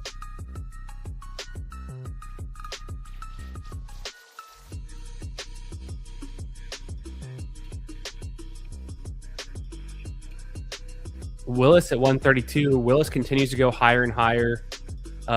He's one of the guys we've been tracking pretty closely as a big riser for the QBs, right? So not too surprising, but it always takes it takes me off guard to see Willis going that high. I'm still not expecting it. I'm expecting him to be like a 145. He's going like a 130 in these drafts. Who names likes Algier that high? I don't know why though. I mean, Algier was good as a rookie. He had a bunch of touchdowns, 1,000 yards. Didn't catch passes though, and we don't know where he's going. So I'm just confused on Algier. I need someone to convince me and like tell me more about Algier. I like Algier fine, but he just seems like one of those free agent guys that we're paying too much for. That's gonna let us down. I can't really see him smashing. Maybe he will. I don't know. Ooh, Trey Benson goes. I don't prefer Trey Benson. Donnie gets him. I'm not stoked on Trey Benson. James Conner goes. I don't mind James Conner in this range. I could take. I don't need Kyler. I'm gonna go Dobbins. Perfect.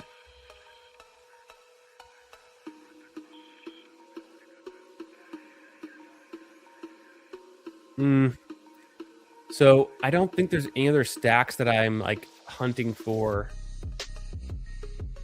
like gonna seek out. Oh no, Juwan Johnson goes at 143. I considered going Juwan Johnson here at 142, but I didn't think he would go. I thought I could get him at 147. That kind of pisses me off. I did want Juwan Johnson on this team, which got whatever. I got Dobbins though. Cam Ward. I'll go Cam Ward. Cam Ward or Kyler? That sounds like a weird question to ask. Cam Ward was terrible.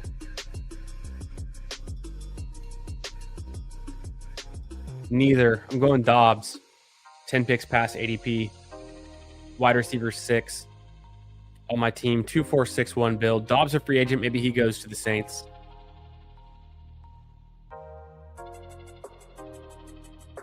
Bummer. I would have wanted Juwan Johnson.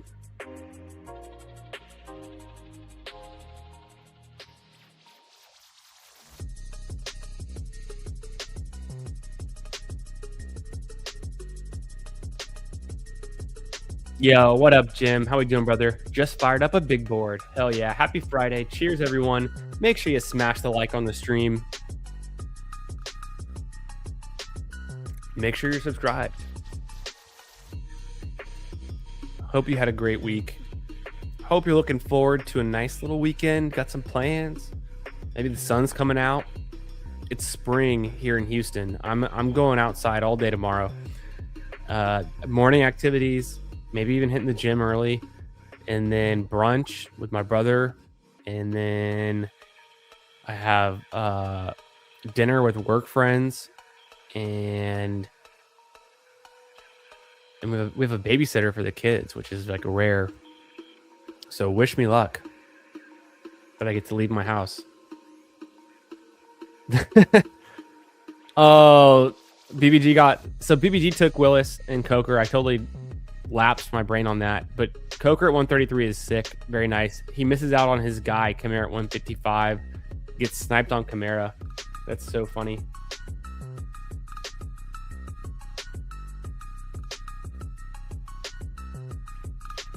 Oops, wrong one. Hey, cooking Darnold, even with JSN. I'll stack it with JSN. I don't like the naked Darnold as much. He's more like a floor play than a ceiling play, and he's not cheap anymore. Jeff ran a 4.40 in high school. Doubt. Trolling. Doubt. Sincere doubt.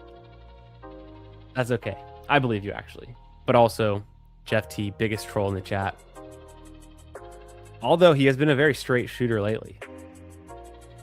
So I believe you. Projected to get 3 years, 22 mil for Algier. We've seen people get paid before. Change teams, not do much. I don't know. Wow, a run on quarterbacks just screwed me over. So I'm going to keep punting QB at this rate. Maybe even take 4 and get 2 of them like super late. I could do Theo Johnson here. I probably will as my tight end 2. Or I could go...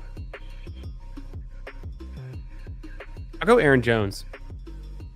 I'm going to keep pushing tight end because I'm going to rather get lucky. Get Theo Johnson with my next pick. There's still some late tight ends I like, especially with Stafford. So I'll go Aaron Jones at 166. He is my running back 5. I feel pretty good about my top 5 running backs.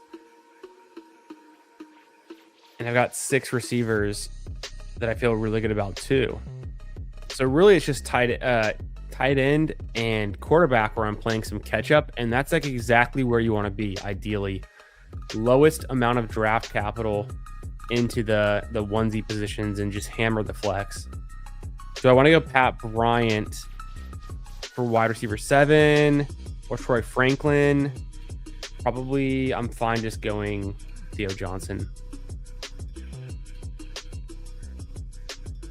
Where does Dobbins go? That's one I'm curious about. Where does Dobbins go?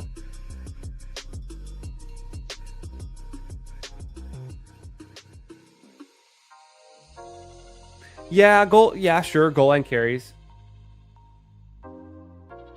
Overtime for the Nuggets. Let's fucking go. Hey, what's up, Adam? Good to see you, my friend. Hope you're doing well. Been ripping some big boards tonight. Drinking a little ranch water tequila. Just hanging with the boys. Drafting best ball teams. Adam and I, aka Nice and Blunt, we got something cooking up. We got a stream coming up next week, so stay tuned for more info. It's gonna be super fun.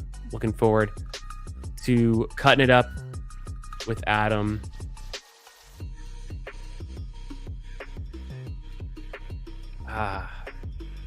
Trey Harris to 179. Interesting. I kind of like it. But it's super close to like Franklin and Pat Bryant, who are also kind of interesting in this range. DK, if you need a wide receiver in round 15, there's some good options. Round 14, round 15 receivers, I kind of do like those for a wide receiver 6 or 7. Yo, Steve. What's up, brother? Good to see you, Steve. Hope you're doing well, my friend. Dobbs a riser. I could see it. I could see it.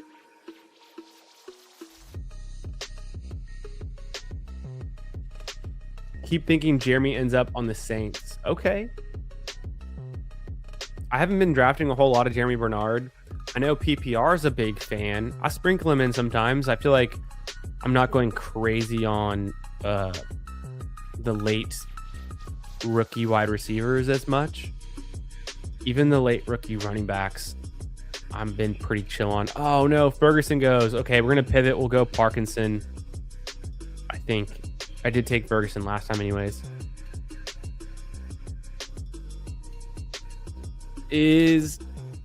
Yeah, JJ McCarthy. What's up, Crispy? How we doing, brother? Good to see you. Happy Friday. JJ McCarthy was available, is available. I might do that. People think it's quarterback competition. People hate JJ McCarthy. This is a very cheap price, so I will hope that he can take a step forward in year 3. Yikes. Really year 2 for him. Aaron Jones, I have a slight stack there. Doesn't hurt. And then, but I think at 190, I'm cool with that.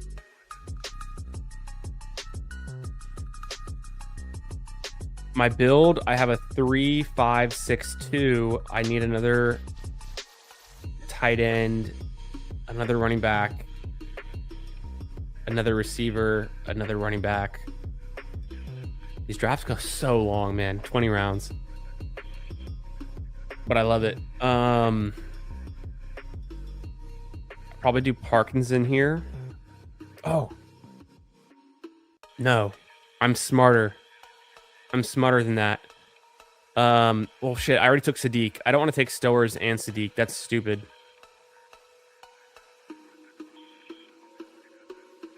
But I'm going to push it. I'm going to take Torrey Horton. I love Torrey Horton. If he's, I mean, I want him to be healthy, right? That's the, we're getting him a cheaper price because he's not healthy. But if he's healthy, take him ahead of Pat Bryant, take him ahead of Tesla, take him ahead of DK, take him ahead of Tyreek Hill, Shaheed.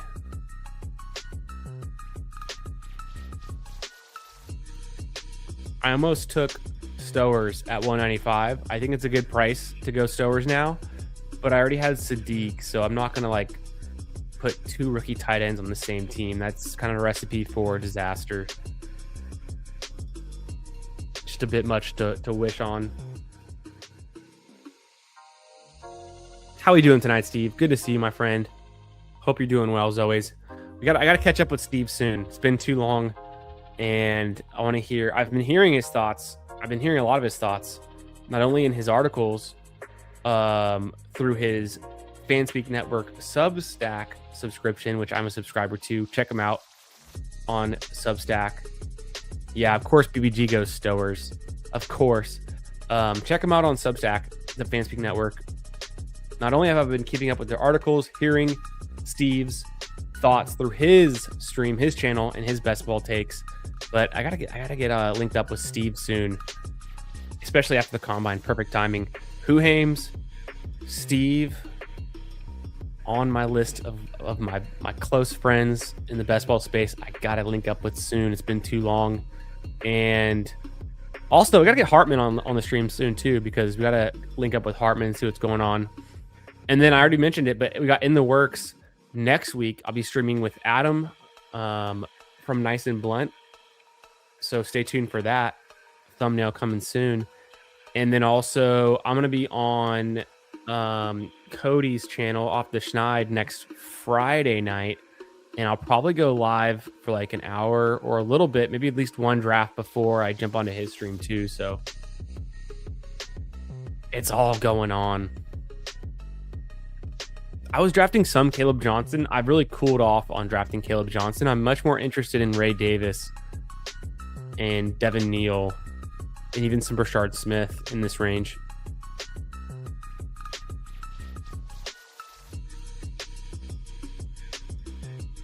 Damn, Parkinson goes 2 picks before me. You hate to see it. It wasn't meant to be. Whatever. Tight end doesn't matter. Unless you get Colston Loveland, 10 picks, 12, 13 picks past ADP.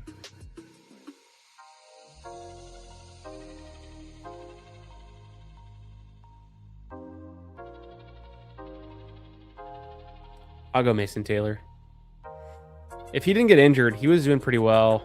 The Jets suck, though. That's the problem. No offense, Jets fans. I know. I still haven't drafted Jordyn Tyson. He's in the thumbnails. That's a problem. I did draft Jeremiah Love last time I put Love in the thumbnail. I think that was the Sunday night stream or Saturday, whatever the last time before Ballsy. Oh, and I haven't announced the guest for Ballsy on Monday yet, but we got something in the works. I'll put a thumbnail out soon. Y'all are gonna love it. We're having a great Ballsy show on Monday. We have a great guest coming on. Okay, this pick here, 219. I have a 3-5-7-3 build,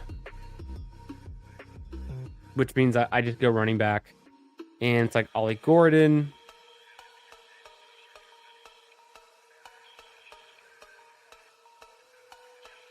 God, who do I take here?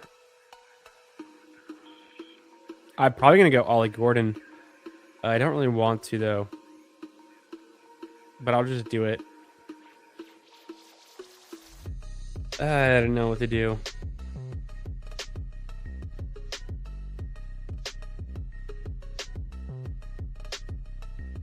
I'm scrolling through the running backs right now, and I just can't find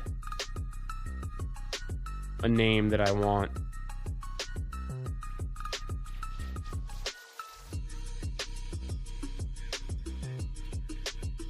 It's fine.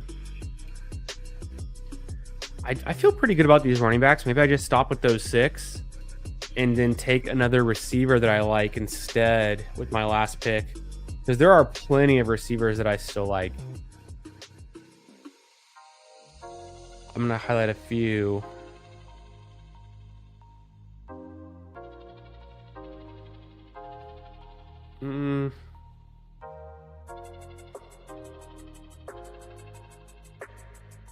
Yeah, there's a bunch of receivers that I still like for best ball.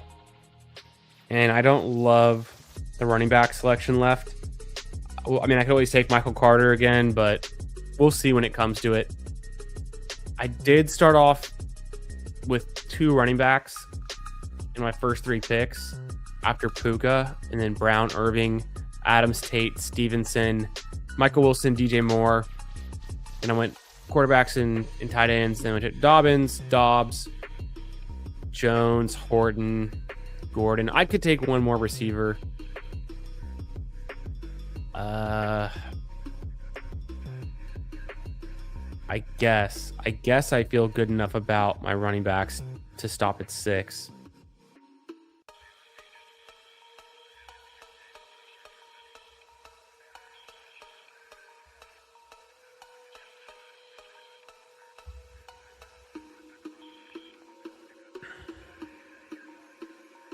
We'll see. I don't know. Has Tyson been falling? I just got him at 71. That's a pretty good snag. I mean, in this one, Tyson went much earlier. He went, and maybe I'm lying. Where did Tyson go?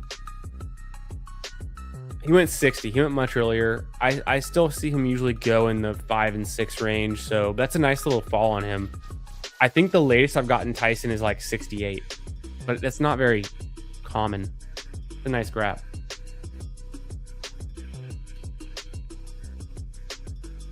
Hell yeah. Yeah, I'm excited too. It'll be fun. It'll be a fun time, Adam. Looking forward to it, brother. Yeah, we're ripping another draft after this. Might as well. What else are we going to do? Friday night, not going out. That's for sure. I am going out tomorrow night, though. I'm looking forward to that. Brazel. Chris Brazel, good one for the late draft. Yeah, I like that shout. It's a good shout. Yeah, if it's JJ versus AR-15, then it's probably still JJ. I would agree. In more than one way.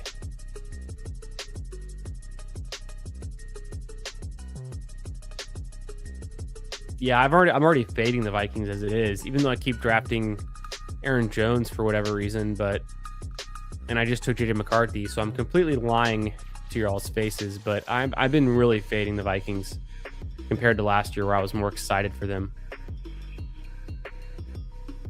Yeah, this is so true. Donnie's got it. Horton and Flournoy are too cheap. I love both those clicks. I've been drafting a lot of Flournoy, even when I don't have Dak. Cowboys, third highest passing volume in the league last season. Flournoy was good. High catch rate. I think he had 4 touchdowns too. 4 or 5 touchdowns, whatever it was. 400 plus yards. So, do I take Kareem Hunt, Devin Singletary, Michael Carter, or to go Xavier Legette, Tez Johnson, Naylor, Wicks, Hollywood Brown, Yoshivas?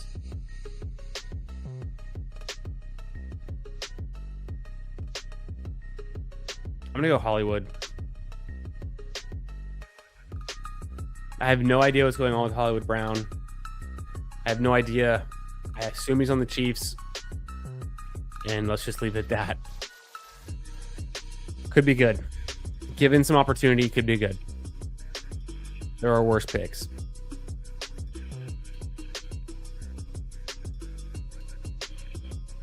Yeah, we took Horton and Flournoy.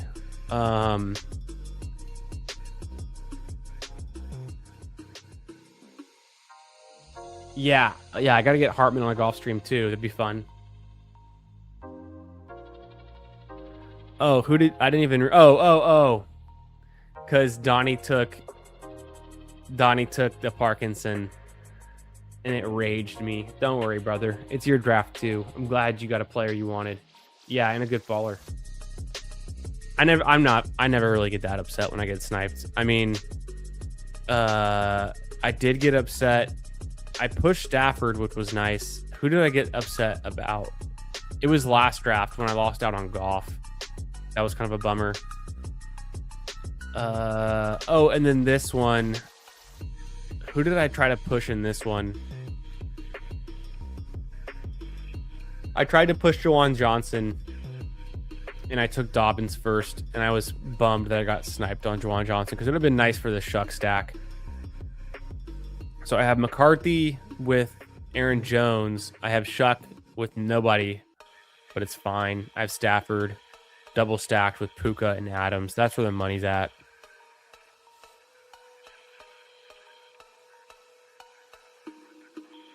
Nah, yes, you do, Hartman. Well, I want to get Hartman on too. I mean, drafting a big board, of course. And maybe some Albatross. I mean, we could do a fun little stream where we do some Albatross and big board. It'd be great.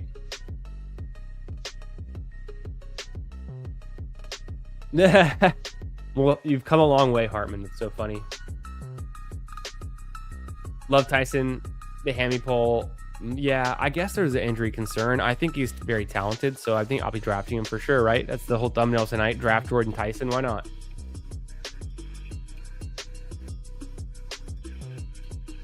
No, I'm just always super far behind. But the tequilas are catching up. I mean, these are, Friday night.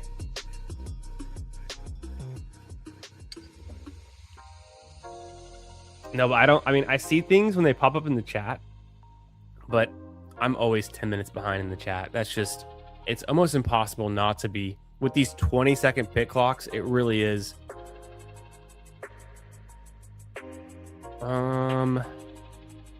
They just go so fast.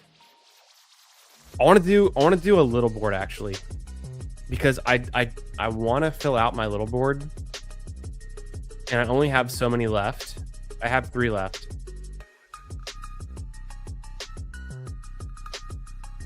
I'm jumping in a little board. Jumping in. If Adam, if you're still there and you want to jump in, I'm gonna do. I don't know if you've maxed it. I know Jeff knows.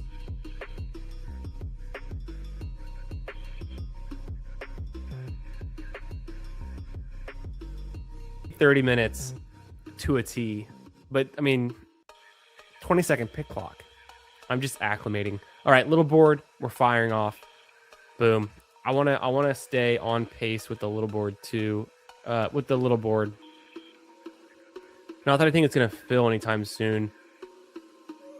But I do want to max the little board. Oh, shit, it filled. Instant fill.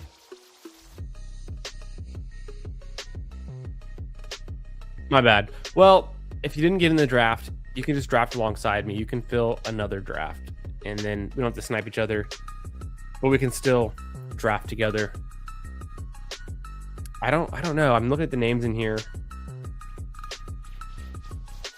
Let me know if you're in here. I don't know if I recognize.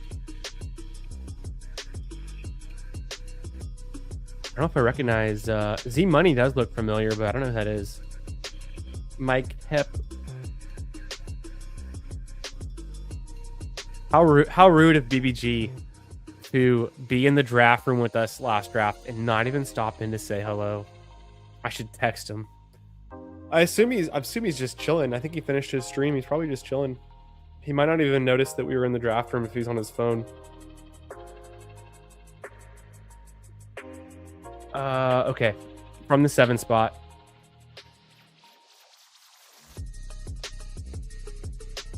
Yeah, little board. Let's go.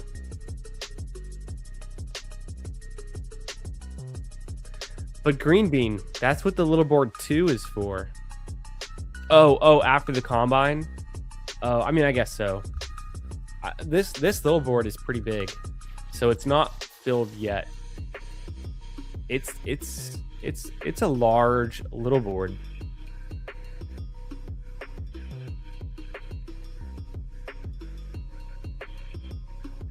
Missed it. Sorry about that. Sorry, brother.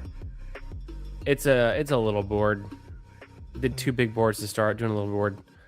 Gotta change it up. I don't think it really makes that big of a difference. I do feel like the rooms in the little board can be different though.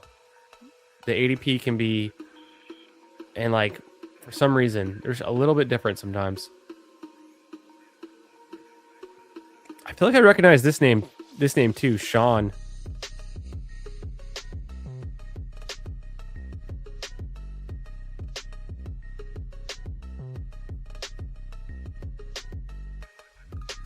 Should have been 50 max. Probably would help it fill. Probably, because I know that everyone that I talk to, it seems like they've already maxed the little board. Unless you're green bean or me and you're kind of like trying to make them last a little bit.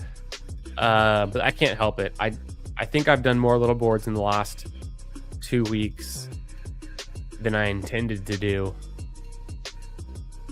Like I did one last night as I was falling asleep. And I fell asleep in like the 13th round. And then it was my pick. And then I made the pick after I had been asleep for like 2 minutes. And then I stayed awake for the rest of the draft. But it was just it was a clear signal to me that I should not have been drafting. Couldn't even make it to halfway. Could barely make it halfway in the draft, and then I was like in bed drafting on my phone late at night. I was gonna go live last night, but then one of my kids has been sick the last 2 days, and he's better. He's doing fine now, but bedtime's really hard with the sick kids. So I was gonna push the stream 30 minutes, and then that just kept extending on. So oops. So I just pushed the stream till tonight.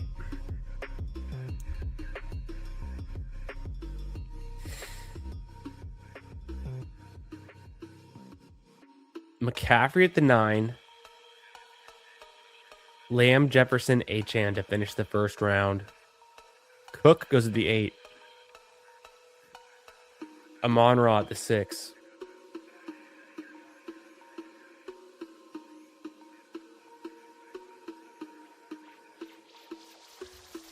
Jim taking some Tyreek. I took a few Tyreeks in that range. I'm not really doing it so much anymore. I don't think there's a high cost for taking him there, so I don't really mind it. It was a pretty bad injury.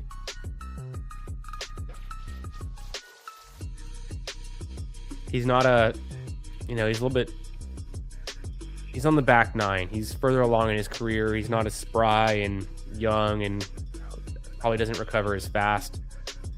Who knows? He is the cheetah. He is one of one. So if I go neighbors, I can get away with some. I feel like Jason neighbors totally fun. Otherwise, I'm looking to like Derrick Henry there or Jeremiah Love. I can get away with my first running back at pick 31. I think I can make that work.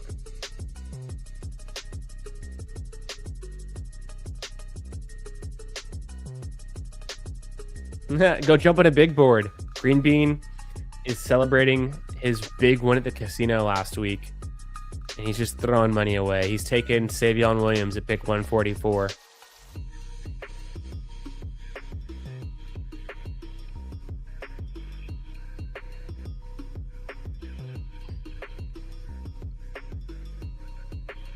All right, what else we got? What about this one?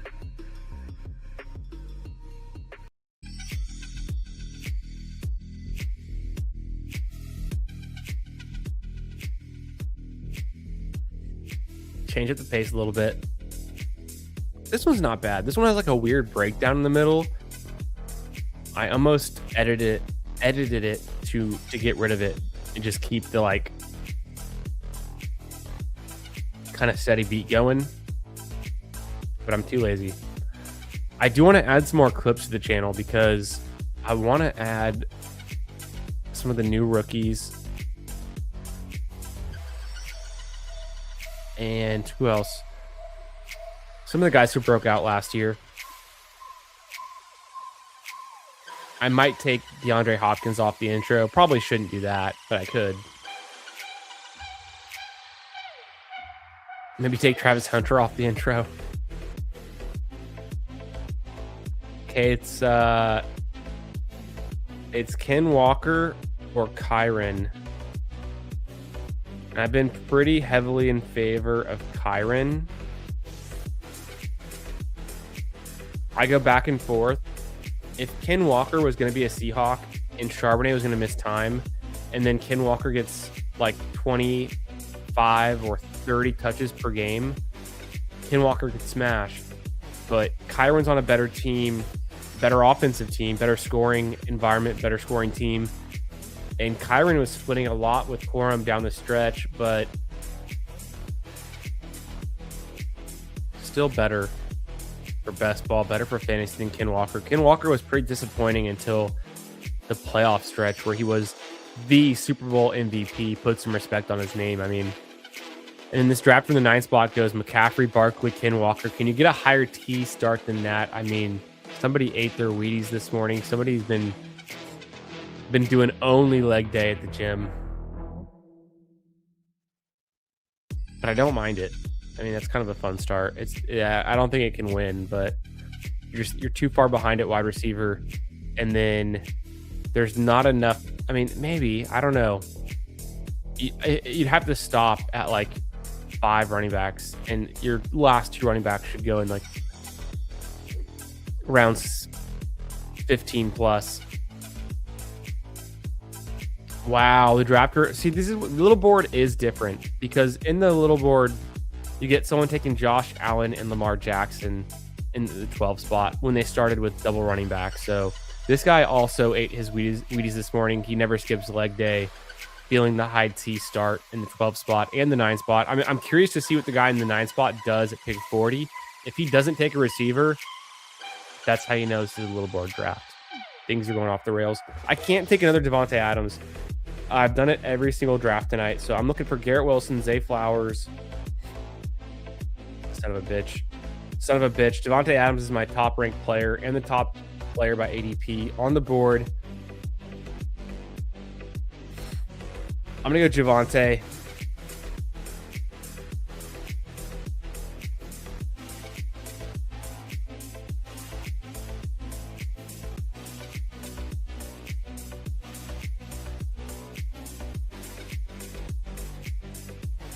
He's just ripping big boards late night off stream, chilling on his couch right now, I bet, on his phone. Yeah, Crispy, I think so too. I think Sadiq's going to be good. I think Stowers could be good. I'm more in on these guys after seeing them impress at the combine. That's the signal I needed to see. So I'm all in. Let's draft some of these guys. I'm gonna try to get Stowers in this draft potentially. I took Sadiq in the last one.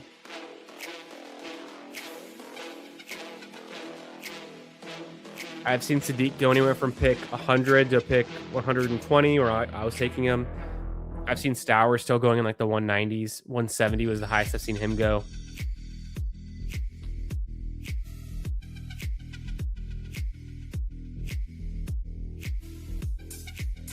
Yeah, Green Bean. I saw this earlier tonight. I saw Gibbs go ahead of Bijan in the last draft, the big board before this one.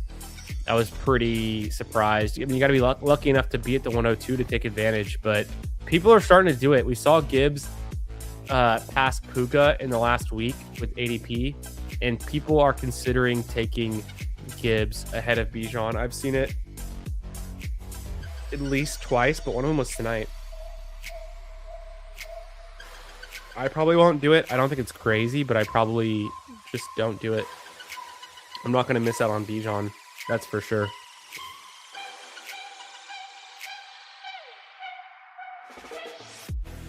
Yeah, 100%, Jeff. I mean, aren't we all, though?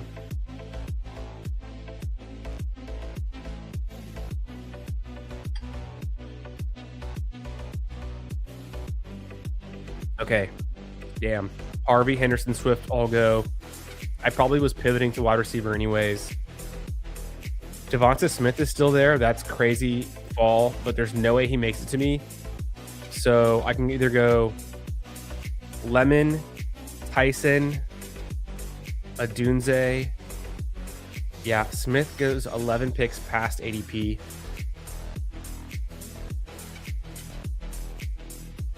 Christian Watson, Adunze, Lemon. I'll take some Rumbadunze.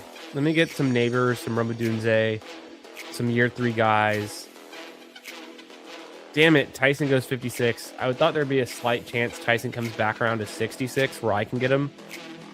But we're 0 for 3 on Tyson tonight, and he's in the thumbnail. So I'm going to change the thumbnail later. I'll have to make it just a Rams logo because I've drafted Kyron, Devontae Adams, or Puka in every single draft. I mean, I'm 2 for 2 on Stafford so far. Do we get Stafford in this one? I hope not. For my own sake, my own sanity.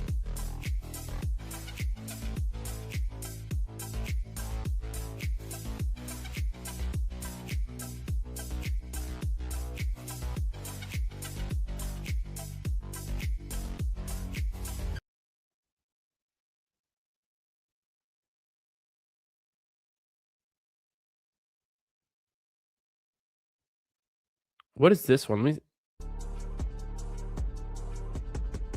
Oh, it's the intro. What is this one? Oh, we used to rock this one in the past.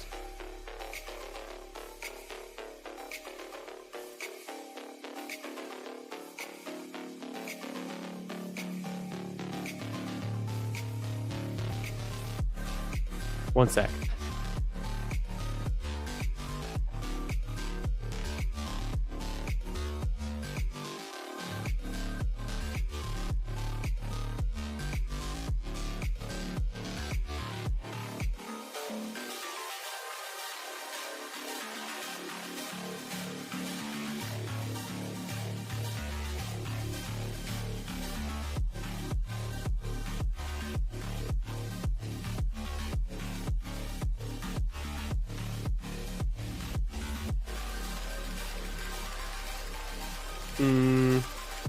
Fine with Mike Evans there.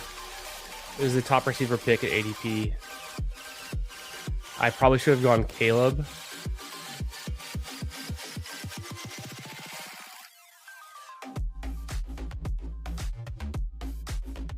Yeah, there's no... Oh, God. I forgot where I was on the board. There's no way Caleb comes back around.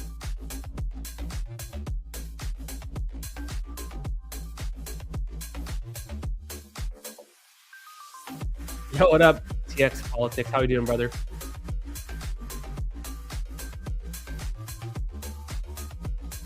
Yeah, I've never maxed the big board. I usually get about 50 to 70 in. This is a little board, but also I did draft 2 big boards for tonight, and we are sickos. Hope you're having a great vacay, my friend. Good to see you. Thanks for stopping by. I heard some weird noise. I had to go out there. I had to see what's going on out front of the house. Everything's good. Just some weird car going by. Damn kids. Damn high school kids.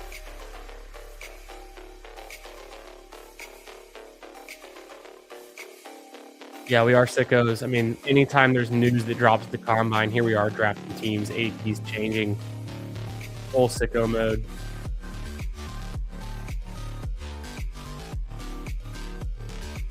All right. First 6 picks, I go JSN, Neighbors, Kyron, Devontae, Odunze, Williams. I can't get Dart, so I'm pissed about that. 2 Neighbors drafts tonight, no Dart. Pick 79. I could be 3 for 3 on Ramondre, which I didn't think I'd be doing, but I could do that. He's there. I could do Herbert, which I kind of like.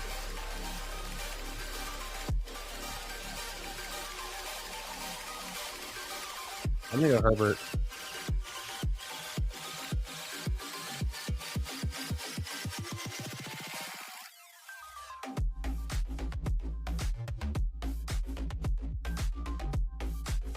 I know. I would have drafted Jordyn Tyson, but he went the pick after me when I took a Dunze, and it's like, man, no chance he comes back to 66, huh? I'll go Mike Evans. Maybe he stays with the Buccaneers. Maybe I can stack him up with Baker or something.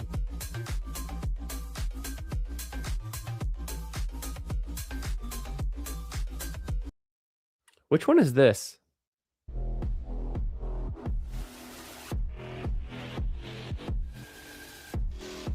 Oh, I remember this one. This is the Scataboo song.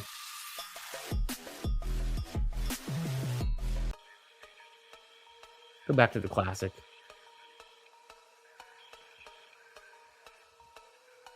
Hubbard at 82 is pretty early, but I mean, if he's their lead back, it's not a problem. What do I need for this team? I mean, I don't have to get Darnold. It could be nice. Missed out on Dart. Not going Stafford this time. Missed out on Dak, but didn't really make a lot of sense. Missed out on Caleb. So potentially Mike Evans does come back to the Buccaneers.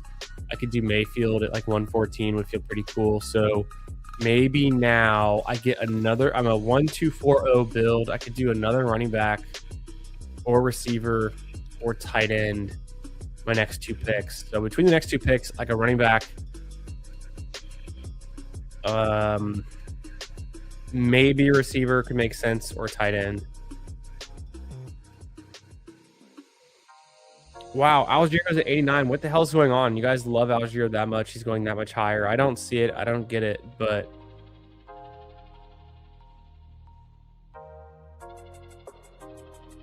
I'll take Alec Pierce.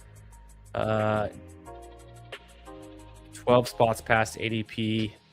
As a wide receiver 5 on this team feels very good. So now I'm going to chill at wide receiver for a while. I assume he's going back to the Colts. Who knows, though? So I'm definitely going to chill on wide receiver now. And then I was going to go Pitts. I thought about taking Kyle Pitts there.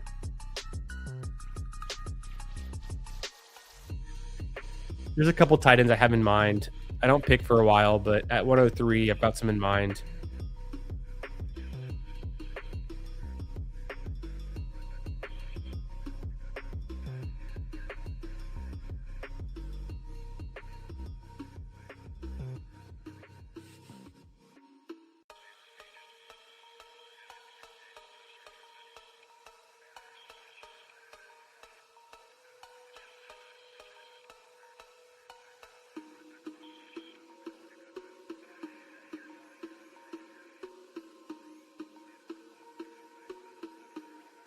Yeah, Jeff says he's hating Lad's ADP. That's something else that Sean and Gretch were talking about on the latest Stealing Bananas. They like the Chargers. They like pieces of the Chargers offense. They kind of view the Chargers as the best team for 2026. But Lad being a expensive piece of that. And actually, they're pretty out on Quentin Johnston. So, oh, Montgomery goes. Montgomery at 103 would have been sick. Okay, Corum's there. He falls again, but I just can't. I can't go Corum. I already have.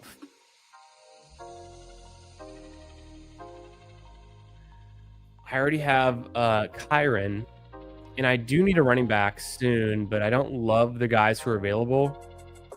So I'm gonna like chill at running back a little bit, but I do need to come back to it fast. I'll go Gadsden there, mostly because I took Herbert and it gets me the stacking piece. Then I feel like it's a fine price. I thought about going Purdy there. Purdy also at 103 would have been fine, even unstacked. But then unstacked Herbert, unstacked Purdy. So I felt like it was fine going Gadsden.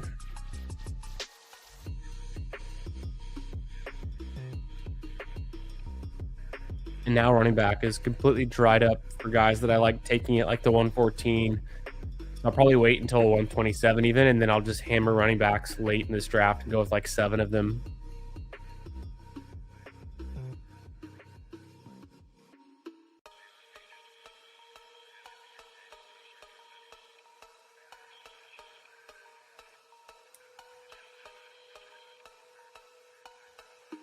Interesting. We'll see what comes back around quarterback wise.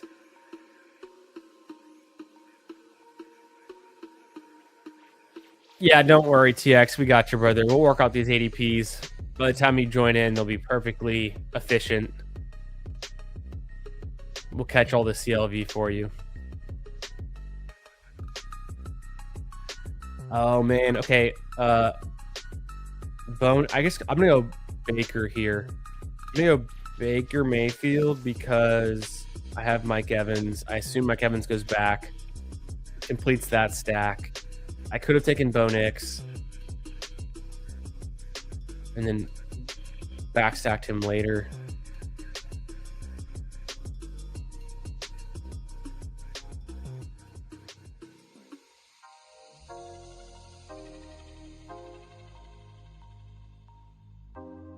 Darnold goes.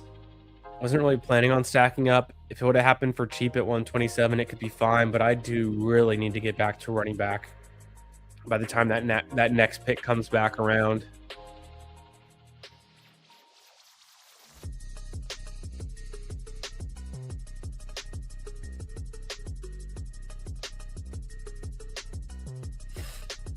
So let's see how this unfolds, because there are quite a lot of receivers and a few tight ends that I'd like to go before my next pick. So I'm not so tempted to go with one of those because I don't need a receiver. 2251. I definitely have to go running back here. I've pushed it way too far. Well, I mean, this is totally fine. I just gotta, I gotta play a little catch up at running back for some depth. I like my first two just fine.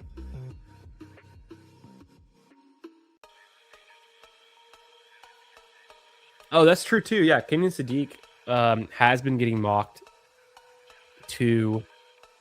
And has he gone yet? I think he's still available. Yeah, Sadiq's still available. He has been getting mocked to the Buccaneers. I did see that. I'll go here to Sadiq. I was already on it.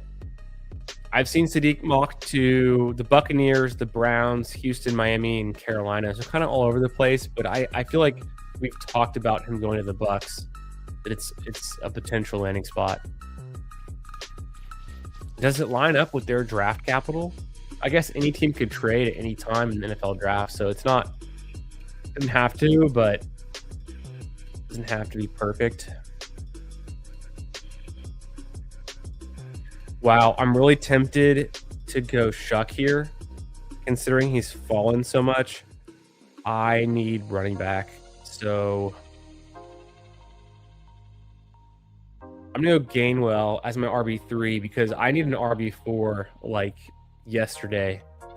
And Shuck, I mean, falling 9 picks for Shuck is not that crazy.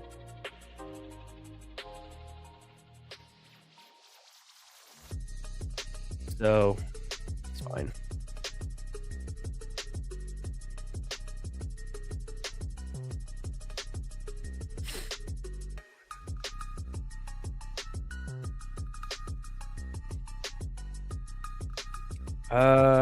The question becomes, do I take another running back at 138 if one of the guys I like is there? Or do I keep pushing running back and actually try to take just the best value at pick 138, whatever's there? All my stacking partners are kind of gone for my high draft capital pieces. I probably don't go QB. I mean, I passed up on Shuck. Mason at 133. I saw Mason at I've seen him at 120, 133 tonight. Some weird places for Jordan Mason. I was so in on Jordan Mason last year. I just bet on the talent, thought the Vikings would be good, and the Vikings were not good. I burned a little bit on that. Much cheaper this year, though. I mean, 133 is not that much cheaper than he was. Kenyon Sadiq goes 135. Nice. I had him queued up. Good pick. Higgins, I had him queued up. That's a good pick. I'm either going to go Emmett Johnson or Tyrone Tracy here. I'm not afraid to go. I mean, Emmett Johnson seems interesting. I'm not afraid to go Tyrone Tracy for the team stack with Neighbors. I think it does kind of make a lot of sense.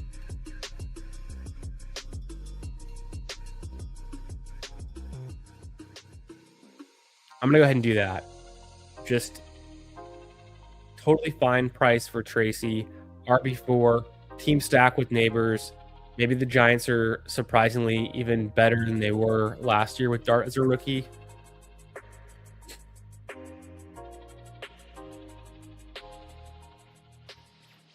Probably could have, maybe you should have gone Emmett Johnson for some upside. Maybe Tracy just holds down the role for a little bit. Maybe the rumors about them drafting a rookie running back or signing one as a free agent are overblown. And maybe even if they draft a rookie running back, who's to say that Tracy can't hold the role? Scadaboo's return, uncertain. So, and just cheaper. The age-old rule of when you have a running back, a backfield that's kind of split with 1A and a 1B running back, typically it's just better to get the cheaper guy, the cheaper price. So if that right now, today, with the information we have, is between Scadaboo and Tracy, you get Tracy almost 100 picks later. Seems like a decent value.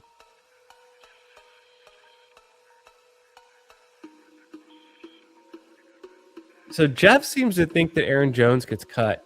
I haven't heard this so much, but I believe it. I just need to see more about that. I need to go catch up on the Coach Speak Index Discord and just get up to date on all the team movements. I haven't been keeping up for the last week or maybe 10 days on the rumors and the things going on.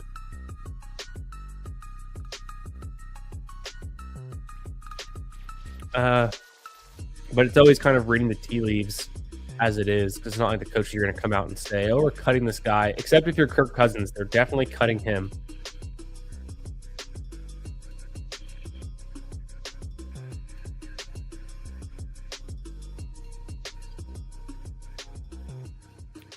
Ooh, and Aaron Jones goes pretty high in this draft. Yeah, I agree with that, Jeff. I think that's totally viable too. And Stowers is kind of the hot name, tonight. It's kind of a fun pick too. So,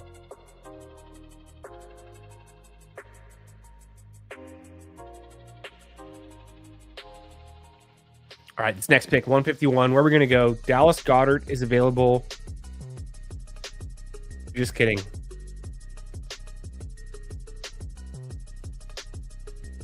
How about Malik Willis? 151. This is the latest I've seen Malik Willis go in about a week. His ADP a week ago was 145. Today it's like 133. So I got a nice fall on Malik Willis. It goes very well with Mayfield and Herbert on a team that doesn't have Dart or Caleb. And I was ready to take Daniel Jones in this range to potentially go with my Alec Pierce, but I don't have to do that anymore. So if you're watching this stream, make sure you've hit the like button. Go ahead and smash the like for me. I think, yeah, we can do better. Like 25 people watching, 27 people watching, only 20 likes. Please like this stream, helps the channel. And make sure you're subbed. We learned recently that like 45% of the viewers of my channel are not subscribed. I have no idea why. Subscribing's free. Doesn't take more than a second and a click, but it helps support the channel, helps me grow the channel and the community, and I just appreciate it. So, and come say what up in the chat. Let me know what's up with the combine. If you're gonna be like fading or drafting Sadiq in Stowers now with these revelations we have with their 40 times, their vertical, broad jump, all that good stuff, come let me know in the chat. But I appreciate y'all for being here on a Friday night. Hope you had a great week, and looking forward to a nice weekend. Ripping some more drafts with the boys. Okay, Juwan Johnson's there, past ADP, so we finally get it. We finally get a Juwan Johnson team, and it's like almost 20 picks past ADP, which is pretty sick.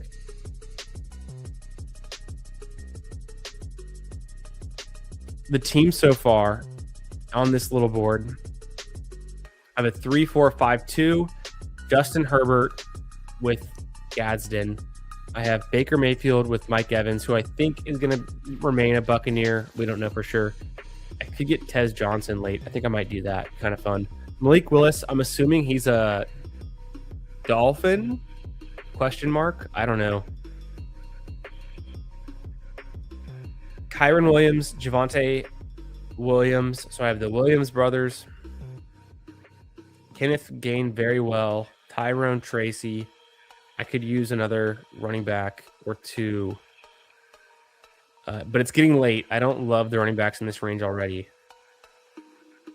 JSN, Malik Neighbors, and it's a fire start. It's always fun to get those two guys on a team. Rome Odunze, year 3 breakout incoming. Mike Evans with the stack. Alec Pierce, deep bomber. And then I had Gadsden, who I have stacked up with Herbert, like I said, and Juwan Johnson for a little ADP value. Good tight end, too. What do I need? What do I need on this team?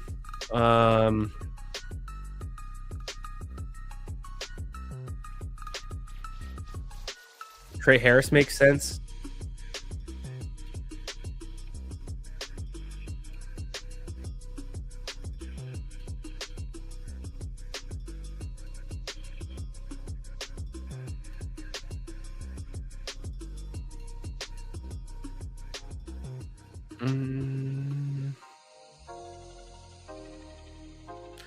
Go with an upside running back like Jonathan Brooks, pick 175.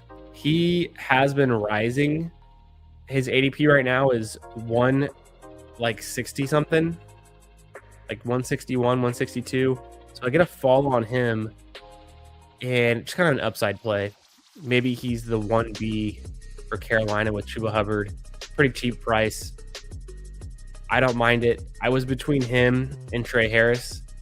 I already have Gadsden. I don't have to force the Trey Harris pick.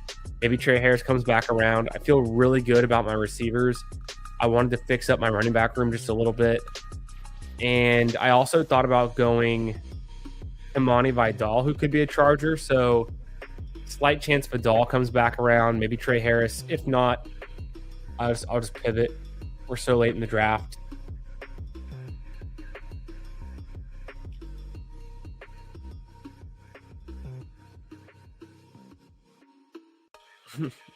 Yeah, the Neiman. You know what's crazy, Jeff? Smotherman being the leader through 18 and 36 holes. Pretty wild. But the dude, he's made his 5th straight cut. And I did draft one Smotherman team on Tuesday night for the Underdog Open this week, so I'm looking to profit this week. I only did less than 10 drafts, but the highest I was winning earlier today was 170, which was pretty good, $170 across a few teams, and then right now it's around like 140 something. So I'm hoping I have a team break through. Okay, Vidal and Trey Harris are both there. I gotta go Trey Harris first. Even though I want Vidal, I think Trey Harris just stacks better, and there's a lot of upside there with Herbert. But I'm hopeful. I was trying to figure out, what screwed me was the cut line was at 1 over, and then the cut line moved up on like the last 30 minutes to even. That cut out Sam Ryder. It cut out Davis Riley, to name a few other guys. So I had just a handful of golfers for my lineups that were all like just got cut, just barely didn't make it, and so that's gonna hurt my lineups. Like I know that Smotherman lineup had, I think, Ryder and already someone else on it that was shooing to get cut. I'm trying to think who that was, but that's the struggle. It's just you got to get a lineup through that has 6 golfers, none of them get cut, and then you're gonna cash. And if for whatever reason you have the tournament winner and maybe one other player who gets a top 5 or 10, that could just be enough to win the whole thing. Those large field. It was an 8,000 person Underdog Open this week, and it didn't fill. It got like 70 something % filled the last I saw it. So, but I'm looking forward to some good results on my scrambles too. I'm currently advancing 35 scramble teams. I'm hopeful, although the cuts did who was it? Chris Kirk getting cut did not help my scramble teams. Vali Maki playing terrible, getting cut didn't help. Rico Hoey playing god awful and getting cut did not help. So I've had a bunch of players that I had drafted for the scramble that end up getting cut anyways. They're not going to help out so much for the cog, but I'm hopeful to go from 35 scramble teams to 40. It would be nice over the weekend. That'd be really sweet.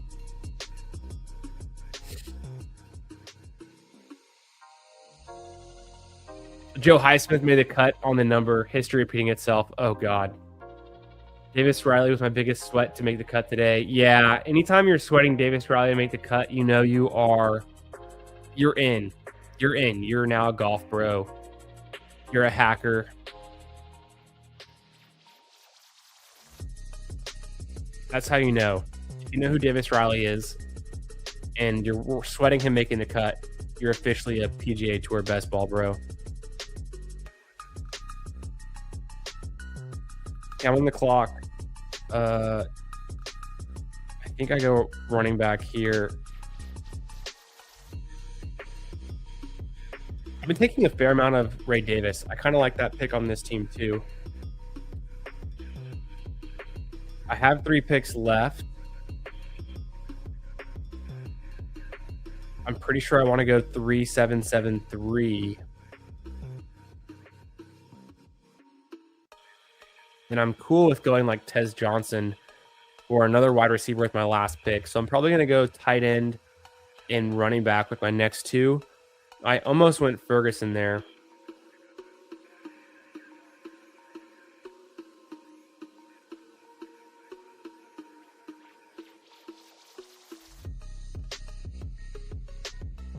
And I know Cade Otton is a free agent. He might just be a good value. He might be good enough going this late for tight ends. Oh, shit. No. I know who I want. No worries.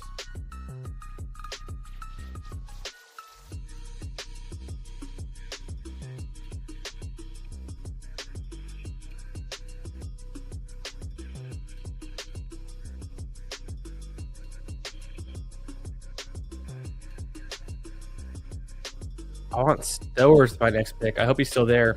He's coming up on ADP, and people kind of forgot. I mean, I forgot. Yeah, 100%. I know what you mean, Hartman. I drafted some Davis Riley in the scramble too, and I've drafted him a couple times in the Albatross. He's qualified for Augusta and for the PGA. He finished, I think at the PGA last year, I think he was a top 4. So, and he won at Colonial 2 years ago. Davis Riley's he's a good putter. He can contend when he gets hot. Didn't make the cut this week though. Pretty underwhelming.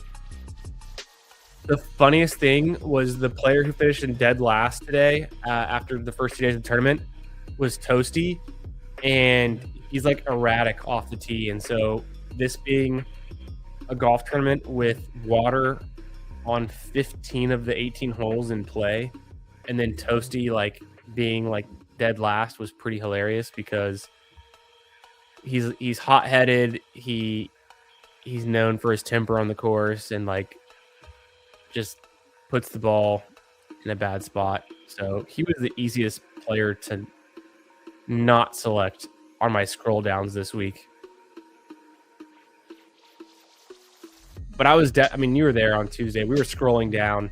I would draft 3 players I felt confident in that were getting 100% drafted.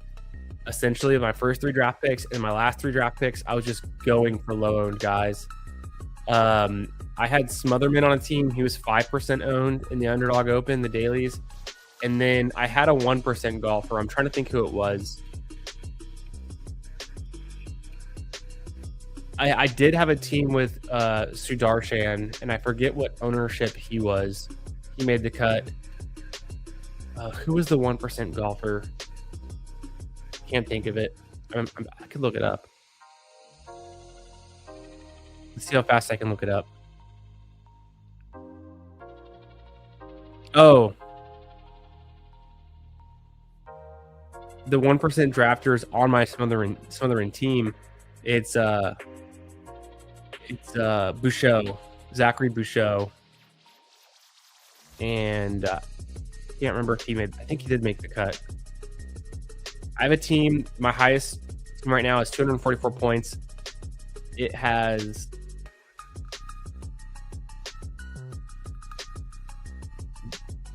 Bouchot, Smotherman, Horschel, Kirk, who got cut, Smalley, Berger. So that team could do numbers, even with Chris Kirk being cut.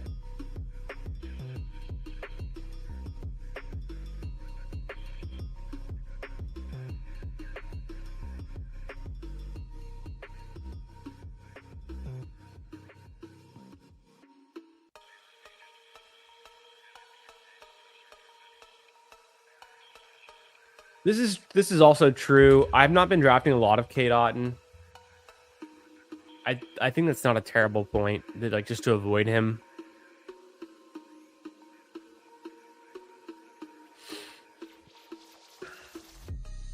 Wow.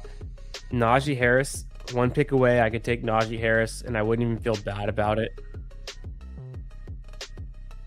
I guess I'm doing it. 3-6-6-3 build.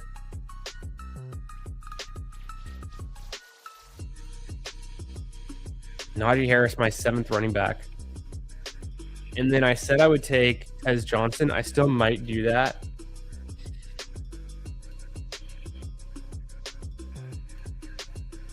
I'll either go Tez Johnson or Jalen Naylor or Yoshi Voss. Jack Besh. Plenty of options. One of those will work.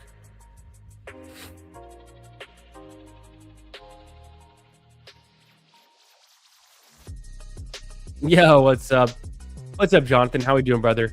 Nico cost you $82 profit on a 4-leg parlay today. Damn, son. What were the details? I love Nico. I drafted a bunch of Nico this team in the the Underdog Open, like the Battle Royale, the weekly tournaments they do. I had a bunch of Nico. I had a ton of Nico in my scramble drafts. I mean, I still do. Nico went wrong for you. He must have. I'm curious what part of the parlay he blew up. I was listening in a good amount today, to the ESPN broadcast, like multi-view, but I didn't really catch what Nico did today. I feel like I can't even think about like what could have gone wrong. Yeah, he was like even today or +1. I don't remember. And I'm on the clock. Let's go with the one, the only Tez Johnson with my Baker. Why not?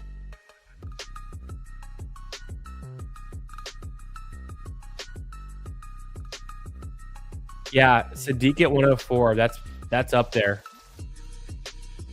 That's definitely up there. In this one, I got Stowers at 210. That feels nice. He went 135, Sadiq, in this one. So for another couple days, you'll be able to grab them near where their ADP has been. But then people are catching on. Obviously, they're going to rise up. This team, a 3-7-7-3 with Herbert, Baker Mayfield, Malik Willis. I'd honestly give my QBs like, I think that's an A. That's like an A-. It's a solid QB room. The running backs, Kyron, Javonte Williams, Kenneth Gainwell, Tyrone Tracy, Jonathan Brooks, Ray Davis, Najee Harris. I feel like that is more of a B. And so that's kind of where I want to be, though, with my draft capital on the running backs. Unless I have like a super strong first-round pick, Bijan or something, or McCaffrey or Cook. It's like I kind of want to be in that, not overspending at running back. Wide receivers are sick. I have JSN, Neighbors, Adunze, Mike Evans, Alec Pierce, Trey Harris, Tez Johnson. And then the tight ends are pretty good, too. I have Aronde Gadsden, Juwan Johnson, Eli Stowers. So I feel like this team came together. We had some nice drafts tonight. Definitely a lot of Rams players is the theme. Did not get Jordyn Tyson, so we'll have to try again. To get Tyson as soon as possible. The combine, we're gonna see some more combine excitement, some new time, some new testing for the running backs, the receivers, QBs over the next couple of days. Looking forward to that. Jonathan says, he was 1 under going into the final 2 holes, needed him to stay at 1 under, and he bogeyed the final 2 holes. That's what I thought. I was going to say I thought he was either even or 1 over, because I know that it wasn't very impressive, but he's still kind of up there in the leaderboard. So brutal. Hey, man, it's tough. Man, anyone who bets on golf, does fantasy golf, does one and dones. We've all been there. We know how brutal it can be. The hardest thing sometimes to predict, but keeps us coming back for more. Thanks so much for being here tonight, everyone. Make sure you slap the like on your way out. Leave a comment below if you're crazy. If you want to leave a comment, let me know the player that you're looking forward to seeing how they do in the combine, that I should know about. We want to keep an eye on. So comment below if you want to. Combine thoughts, combine players of interest, who to watch, risers, fallers, all that good stuff. We've got plenty of shows next week. I'm doing shows with Cody from Off the Schneid, Adam from Nice and Blunt, and plenty more guys. We got a Ballsy stream on Monday night. It should be exciting. I don't know yet if I'll go live tomorrow night, because I'm going out tomorrow night, and then potentially Sunday, but also I've got some things to do Sunday, so maybe not. But very least, I'll be back Monday for Ballsy with Bindles and a special guest to be announced soon, but it's going to be very exciting. Tuesday, we'll do PGA, Best Ball, and Fantasy, previewing the API, the Arnold Palmer Invitational, and then more drafts at the end of next week. Have a great Friday night. Thanks for being here. Catch y'all in another one real soon. Peace out.